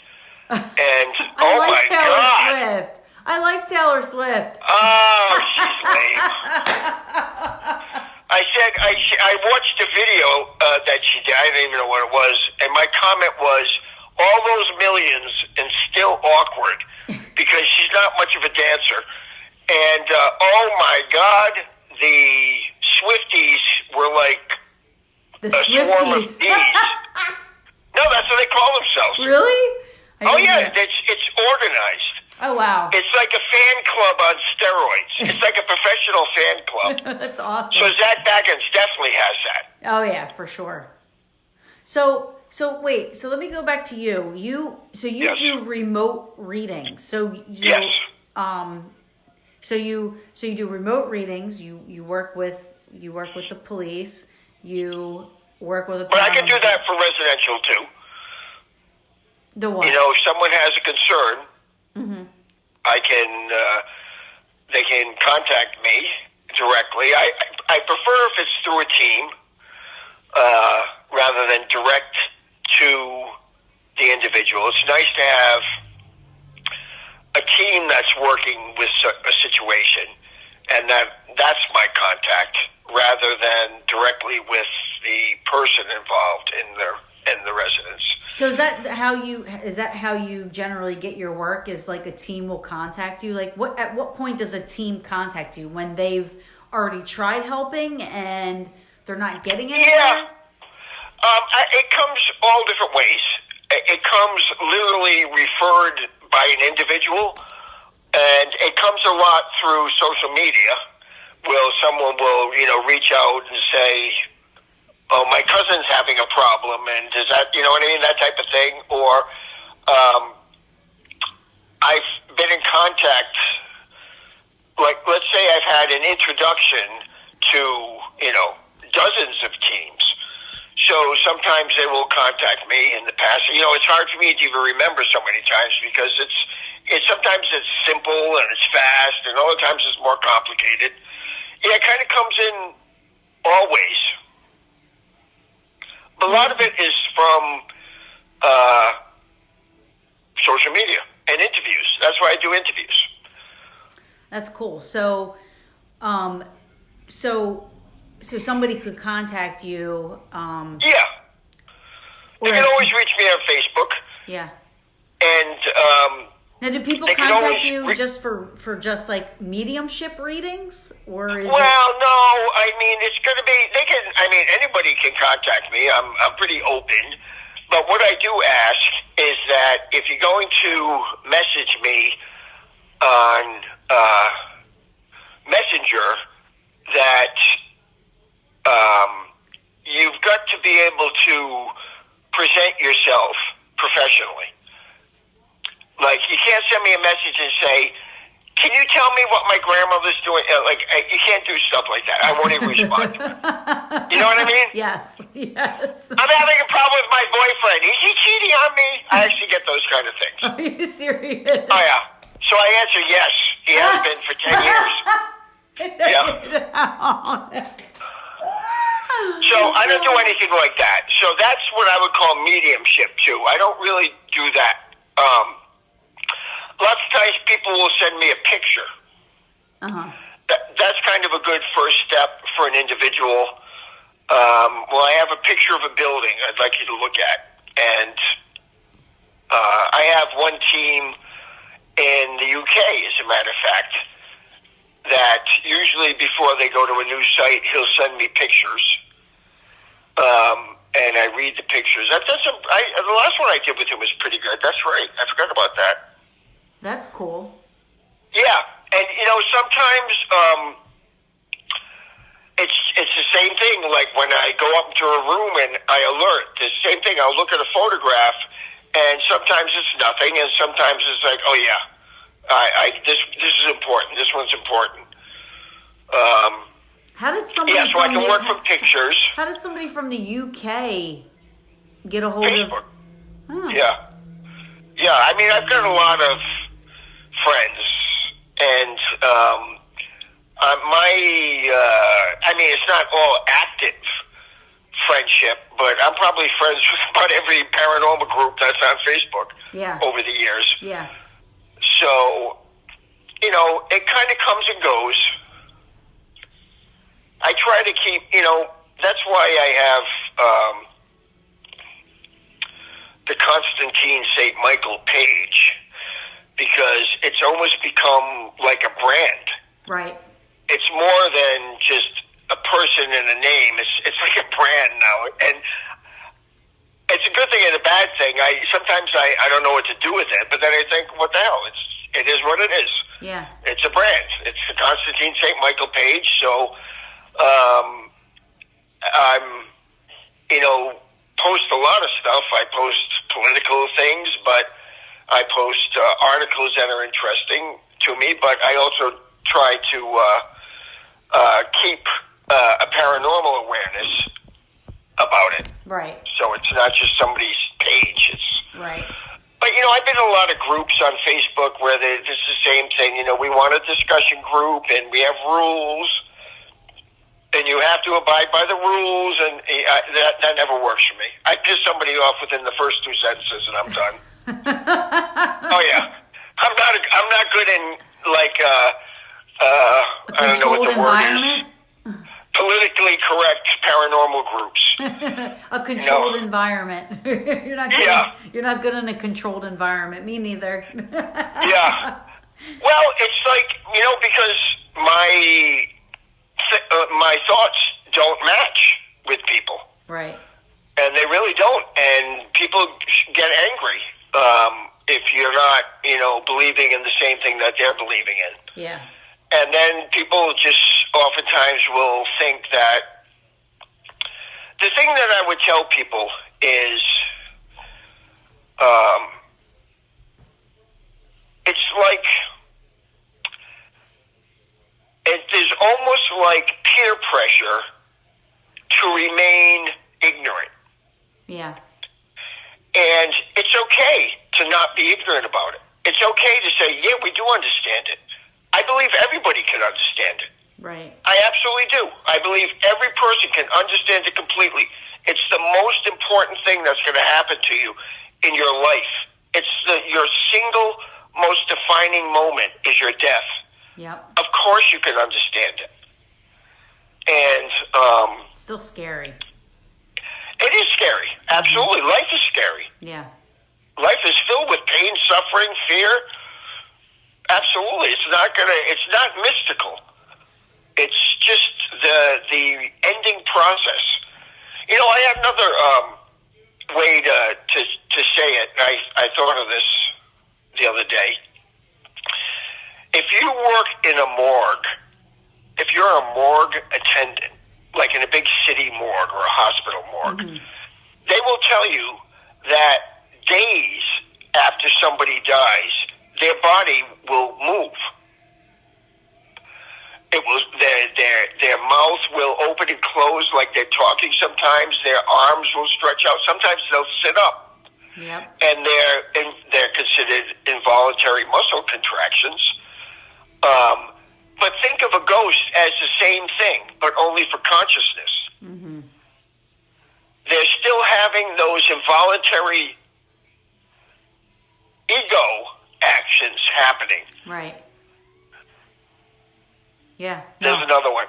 Well, and that happened to me. I used to work in a nursing home. Oh, boy. I worked... that I would find scary. Okay, yeah. But it wasn't a couple of days after. It was, they passed away, they expired, and, we would have to... I worked in a nursing home, so we would have to go in, and we would have to clean up and do, the postmortem care for when the family would come in. And I was new. My first time, we were short-staffed, so I had to go in and do it myself. And, yeah. I go in, and I was trying not to look at her face. I was really freaked out at this point. This was, way before I knew where I was going in life with paranormal or anything like that. Had I known what I know now, I probably wouldn't have reacted the way I did. But, I was in there and I was trying not to look at her face and anything like that. And then I finally, you have to wipe their face off and this and that. So as I'm going up and I'm at her chest area, well, her eyes opened. Yeah. Her eyes opened and her mouth moved down. I went, oh my God! Yeah. She's not dead! And then I'm like, maybe she is dead. And this is her spirit. I was freaking out. I had no idea what was going on. I ran out to my nurse in charge and she's like, calm down, this happens. And then I'm talking to my mom, and my mom was an RN, or an LPN, and she's like, oh, I had somebody sit up one time, and I'm like, I would have shit my pants. I would have shit my pants if I saw that. There's no way. I would have been like, what? But yeah, so I totally know that happens. I have seen it. Days later, no. But, shortly after, yes, I have seen it. I've heard there's been noises. There's been, voices coming out. Like it sounded like a voice, but it was probably just bodily whatever happening. But I mean, a moan. Or maybe we don't really know. Yeah. Maybe they're still somewhat in control of that body. Yeah, we never. If they can exist as a consciousness after the body stops working, well, maybe it's not on off. Maybe they say it's involuntary, but maybe they're still somehow able to work their body a little bit. Yeah. Who knows? I don't know. I know. I wouldn't work in a morgue. I wouldn't work. No, that's not for me. I mean, I don't think I could do that. I don't know. You know what I mean? Like I've seen, dead bodies and stuff like that, but not, I've never seen one. I remember we were doing an investigation at Mount Ephraim Police Department, and I'm a nosy investigator, and I will open drawers. I look in stuff. I open cabinets. Because I want to know what I'm doing, what I'm getting myself into. So I'm nosy. So they had these boxes. I opened up a box. I looked in a folder, and there was a photograph of. Now there was a sheet over the body, but there was she must have gotten hit on the pike right there, and I got this like horrible, like weird feeling just looking at a photo of a dead body. So, I mean, I say I could. So why were you? How did that investigation come out that you went to the police department? So the sergeant at the time contacted me and said that a lot of the officers would hear things and see things in part of the building. So so they contacted you directly. Cool. Yeah. So we went out there and did an investigation for them. It was cool. I mean, we totally. I've done a couple of police departments and firehouses. I think they are places of intense events and relationships. Yes. So I think it's a kind of a common haunting environment. Yes. Well, you think about it. I mean, this is the interesting thing about that you're saying, because, and now be patient with me as I get this explanation out. But in that field, your heart leads you. So you're in this because this is where your heart is happiest.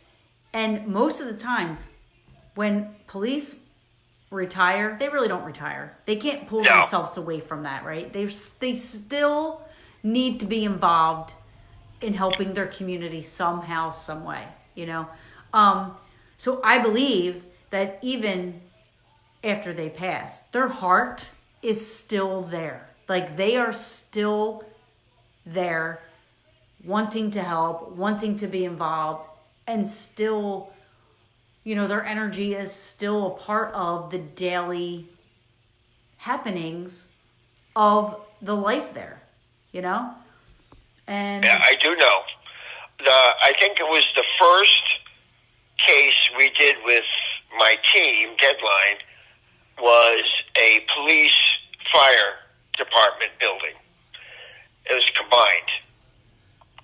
And it was more of a firehouse, but small town. There were police located there too.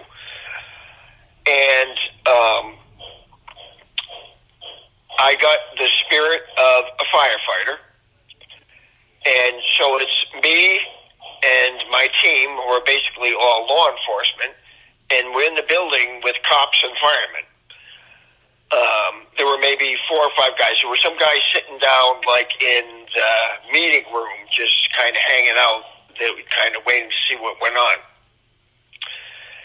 So I get the spirit of a firefighter, and I go over to this phone on the wall, And I said, he uses his phone. He tries to reach you through his phone.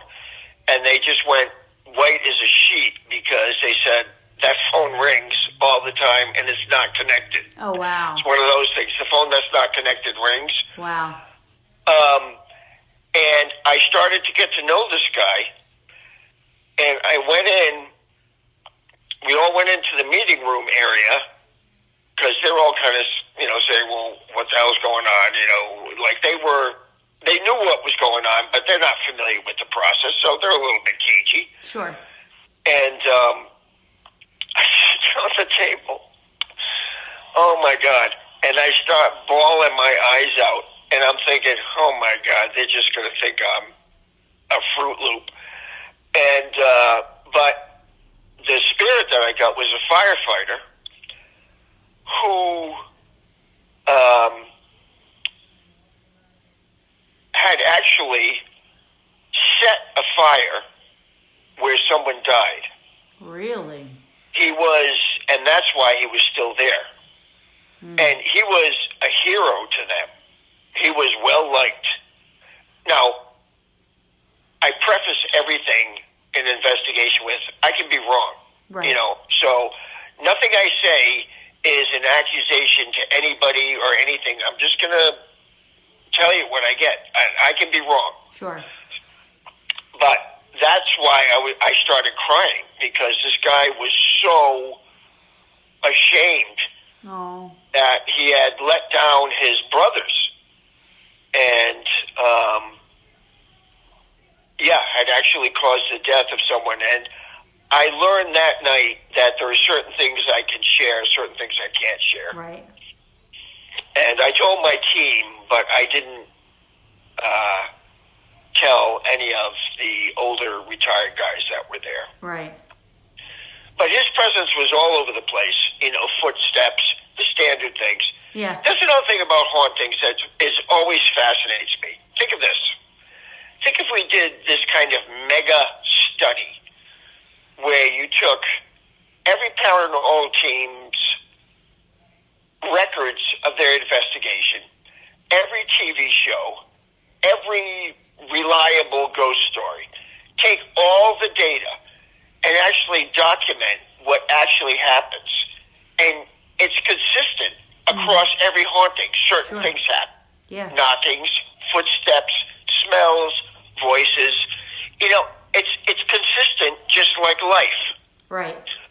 Like, most of the time, you're not seeing, like, tables flipping up and spinning around. Yes, there are stories of stuff like that happens. Sure.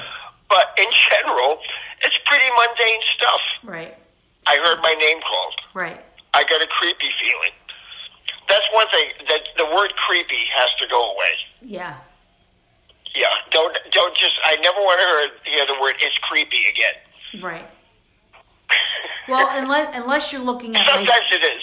Yeah, I was gonna say unless you're like coming across some like really, I'm gonna say it, creepy dolls that are just like being placed in rooms and stuff like that. Like, to me, I'm like, no, I can't do dolls. Get them out of here. Which is why when we went into that room, you're like, yeah, I'm not feeling nothing in here. I'm like, okay, then let's not go in there. Let's move on. Why? Were they creepy dolls? I don't even remember what the dolls were. Oh, yeah. Yep, they are. Yeah, they are. So, but you're right. I mean, which is good because it helps with research. It helps with investigations. It helps with the, learning. Right. We're trying. What really stuck this in my head was one day I realized how common it is that ghosts open kitchen cabinet doors. Right. Think of how many times you've heard that. Yeah, I know, a lot. Why do they open the kitchen cabinet doors? Yeah, are they? It just strikes me as funny. Yeah. Yeah, I don't know. I mean, to me, I would be questioning, is that a residual thing where they're just, just living their life and they're having a happy memory, or yeah, or are they thirsty? Or is it communication? I tend to believe everything's communication. Right, like they're trying to get the attention, saying like, okay, they're going to turn around and they're going to know that this, but people, like, I mean, you tend to, I myself do it a lot. I question everything, you know, because my brain goes through the logic first. Like, you know. Yeah. You know. I had my first big experience before I was an investigator. I had this really crazy haunting at my brother-in-law's house, who was completely not into it. But I had a bed that I had slept in after, you know, weeks after I slept in it. My wife and I stayed over their house. So I slept in this twin bed. And weeks after that, they came home and found the bedspread slashed with a razor. And my brother-in-law, who was not into any of this, actually went around to the neighbors who had teenagers and started accusing them. Not the neighbors. I guess it was this one neighbor. Said, your kid broke into my house and he's cut this bedspread with a razor. So that was an interesting story. That is interesting. Oh yeah, that was crazy. That was as interesting as a movie. Yeah, that is How much time do we have? Do we have time? I mean, we're kind of rambling. Yeah, I mean, we are it's 9:10. So, well, you tell me, it's your show. Hey, I mean, we can tell the stories and tell the story, and then we can wrap it up. Well, this is a good one. Yeah, go ahead. And I had this was going to be my introductory ghost story at Selma because it relates to history. Okay, cool. Really much. So, my brother-in-law and his wife, we were about 30 years old, and he buys this house. And it's a ranch house, a big ranch house, built in the 1950s. Nothing creepy about it necessarily. And when they bought it, the owners were this elderly couple were living in a trailer outside the house. And they said, gee, why are you living in the trailer? And they said, well, we're taking it to Florida and we're going to live in it down there, and we wanted to see what it was like. So they went, okay, kind of made sense. And then they basically took the offer and left all the furniture in the house. Like, they just bolted. Oh, wow. So at the time, we didn't think anything of it. You know, it was just like, oh, that's cool. We got all this furniture. You know, I mean, we weren't really thinking anything. It's only in retrospect that you had any sense that there was something going on. Right. So we would hang out together. We were friends, so we'd go out and we'd play backgammon and stuff like that, and we'd sleep over and, you know, go out and on a holiday or something like that. So my wife and I were sleeping in this back bedroom at the end of the house that had two twin beds in it. Like, these people were old, and you kind of had twin beds in the 50s, you know, they kind of existed. So I'm sleeping, and I wake up in the middle of the night, and I hear this it's not knocking, it's rapping. It's definitely rapping. A rap is different than a knock. Okay. And a rap, it feels like someone trying to get your attention, in a sense. But anyways, I woke up and I thought, wow, those are really noisy pipes. There was nothing scary about it. I didn't think twice. I thought there were pipes banging in the ceiling. So I mentioned it the next day at breakfast. I said, boy, I guess they're really noisy pipes. And my brother-in-law says, well, what do you mean? And I said, well, I woke up last night and the pipes were like banging. There's like this rapping in the ceiling. And he looks at me and goes, there are no pipes in the ceiling. And his wife breaks down. She goes, oh my God, the house is haunted. We're going to get out of here. She just goes hysterical. Oh yeah. Because back then, more so than now, you didn't talk about it. Right. It was something that people were almost ashamed of. Right. So they hadn't told anybody. So we kind of went, oh, that's kind of cool. Glad I don't live here. No, but they started, you know, telling me what was going on. And he said that the rapping got so loud, he says, it sounds like someone's hitting the side of the house with a sledgehammer. Oh, wow. And my brother-in-law was a contractor. in Rhode Island, an Italian contractor in Rhode Island. Not the type of person that is into this. Had never thought twice about it his entire life. The doors of their bedroom would open up. You could see the doorknob turn. The door would open. Furniture, the cushioned chairs in the living room, they'd come home and they'd be facing the wall. You could hear the thermostats go up and down. If you set the thermostat on high, you could hear it being turned down to low. It would always go to the opposite setting. Oh, wow.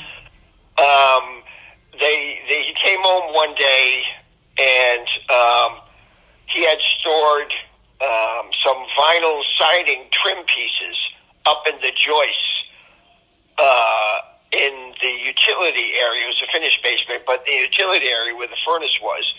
He came home one day, and as he walked in, he heard a crash in the basement, and all these trim pieces were outside of the room through the door in the other room. So they couldn't have fallen. They didn't just slip out. They actually slipped and was in another room. We're in another room. Oh, wow.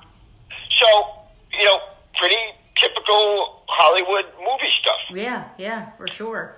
So one night we're playing cards, because you used to do that back then. We used to play backgammon. Who plays backgammon anymore? Right. Oh yeah, we play for hours.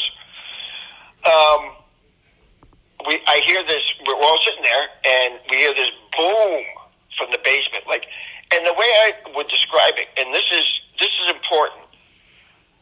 It was a whoomp. It was if you had think of a heavy folding table leaning against the wall, and it tips over. You know the sound it makes? It's not a bang. It's like a whoop, that. Yeah. Well, it was distinctly that. It was an odd sound. And the point of that is they've actually done studies of paranormal recordings and sounds, and the wavelength is that of a whoomp, not of a knock. So when people hear knocking and they have recordings of it, the wavelength that they can see is not of a knock. It's a different structure. So that's why that's important to me. So I said, "What's that?" I said, "That's your furnace backfiring." He goes, "It's not my furnace backfiring." Mm. He says, "I've had the furnace checked out. That's one of the noises." So my wife is like, "That's it. I'm never coming back here again. Let's go." She was done. She just never wanted to be there again. So we drove home. We're in bed. We're going to sleep. Just before I'm kind of drifting off to sleep, bang, right in my face. Wow. I mean, like nose to nose, is this incredibly agitated black guy. Uh-huh. He was a freed slave. He was a free man. He was a slave who was a free man. And he had been falsely accused of raping a white girl, and they hunted him down and lynched him. Oh, wow. And his outrage was out of control because he was a person of the town. He was a shopkeeper. He lived a normal life. Mm-hmm. And I knew the whole story, and I knew his name. His name was Albert Johnson. And I just knew everything. And this was when I first realized that, oh my God, how do I know this stuff? Right. I just knew it. And well, he told me is what it was. Yeah. But I just knew it. Yeah. So things went on. They ended up putting the house on the market. But before they sold it, my brother-in-law calls me and says, "You got to come down here." So I came down. And my brother-in-law is kind of an insomniac, and he'd wake up at 3 o'clock in the morning, he'd take the dog for a walk, he'd go fishing, different stuff like that. So one night, he woke up, and he was taking the dog for a walk, and this is in a wooded suburban neighborhood, but it's not like out in, there are houses all around, but there are patches of woods. Mm-hmm. So he follows the dog takes him up this path, and as he's going up this path, he sees this white light. He said there's this white light that's bouncing up this path. And this is, once again, this is a person who knows none of the language. Like, he's not familiar with this at all. Right. it leads them to a small graveyard. Now, in Rhode Island, there are hundreds of historical cemeteries, like from the 1600s. They're everywhere. But they're usually fenced off and marked. They're identified. Mm-hmm. This one wasn't identified. It was 3 carved gravestones. And then off to the side was a rough slate stone, not carved, just like a field stone, but like a blade, like somewhat tombstone shaped, with the name Albert Johnson on it. Whoa, I just got chills. Scratched into it, like with a knife or something. Wow. And that's the defining story for why I really got into this. Wow. That's because amazing. I thought, why me? Right. Why did this happen to me? And here's why it happened to me. My mother's maiden name is Yaw, Y-E-A-W. It's a very, very old English name. I realized this was in the town of Scituate in Rhode Island. I realized that my forefathers were some of the original residents of Scituate. Okay. They basically were some of the founders of the town. And I thought, oh my God, did my relatives do this? Or did this spirit just know me? Right. And that's when I started to really wonder how it worked. Right. How does this work? But I don't think it's coincidence that he was so, and he was the one that cut the bedspread that I slept in. It's all communication. Oh, wow. He was furious, but he wasn't evil. His outrage was, consuming him. Of what happened. And he wanted his story to be known. Right. And I think that he thought of me as a yaw. Yeah. And probably knew that you would hear him and see him and feel him. I guess, yeah. But that was really, I had lots of experiences when I was a kid, but they're kind of all over the place because I didn't really pay attention to it. It just happened to me, stuff all the time. Right. But that one was like, I got to figure this out. And that's an amazing, really where I started. Amazing story. It really is. And it's so validating for you, Oh, yeah. It was a because that never happens. That's very rare. Yeah. That you get full name knowledge and documentation. That was striking. Which even for you, it was so striking. It's funny that nobody believed it. No, but here's the thing. You told me a story, or no, not a story. I'm sorry. When we were investigating, you told me I never get names. Names are bizarre. So for that to happen to you, somebody who doesn't get names and how, you know what I mean? Right. For you to get that name and then for it to be validated on top of that, like 100%. Right. Like to me, that's, for me, that's proof of something. It is proof. Of something. Like, but it's because I believe, you know what I mean? Like, I'm sure, somebody could tear that story apart. Oh, of course, absolutely. But for me, that's like, okay, explain how that happened. How did you know that? How did you get that name? Right. How did it, and to me, it's belief, it's your belief, and that's when I started to really thinking of ghosts in the terms of people. Right. Because he was a person. He was a person. He was a flesh and blood person. Like, when I saw his face, I could feel the sweat of him hitting my face because he was so agitated. He was running like an animal for his life. Yeah. It was that level of agitation. And I could smell him. Yeah. It was that personal and that full. It's like I knew his life story almost in a split second. That's amazing. Yeah, amazing. that set me on the path. It really did.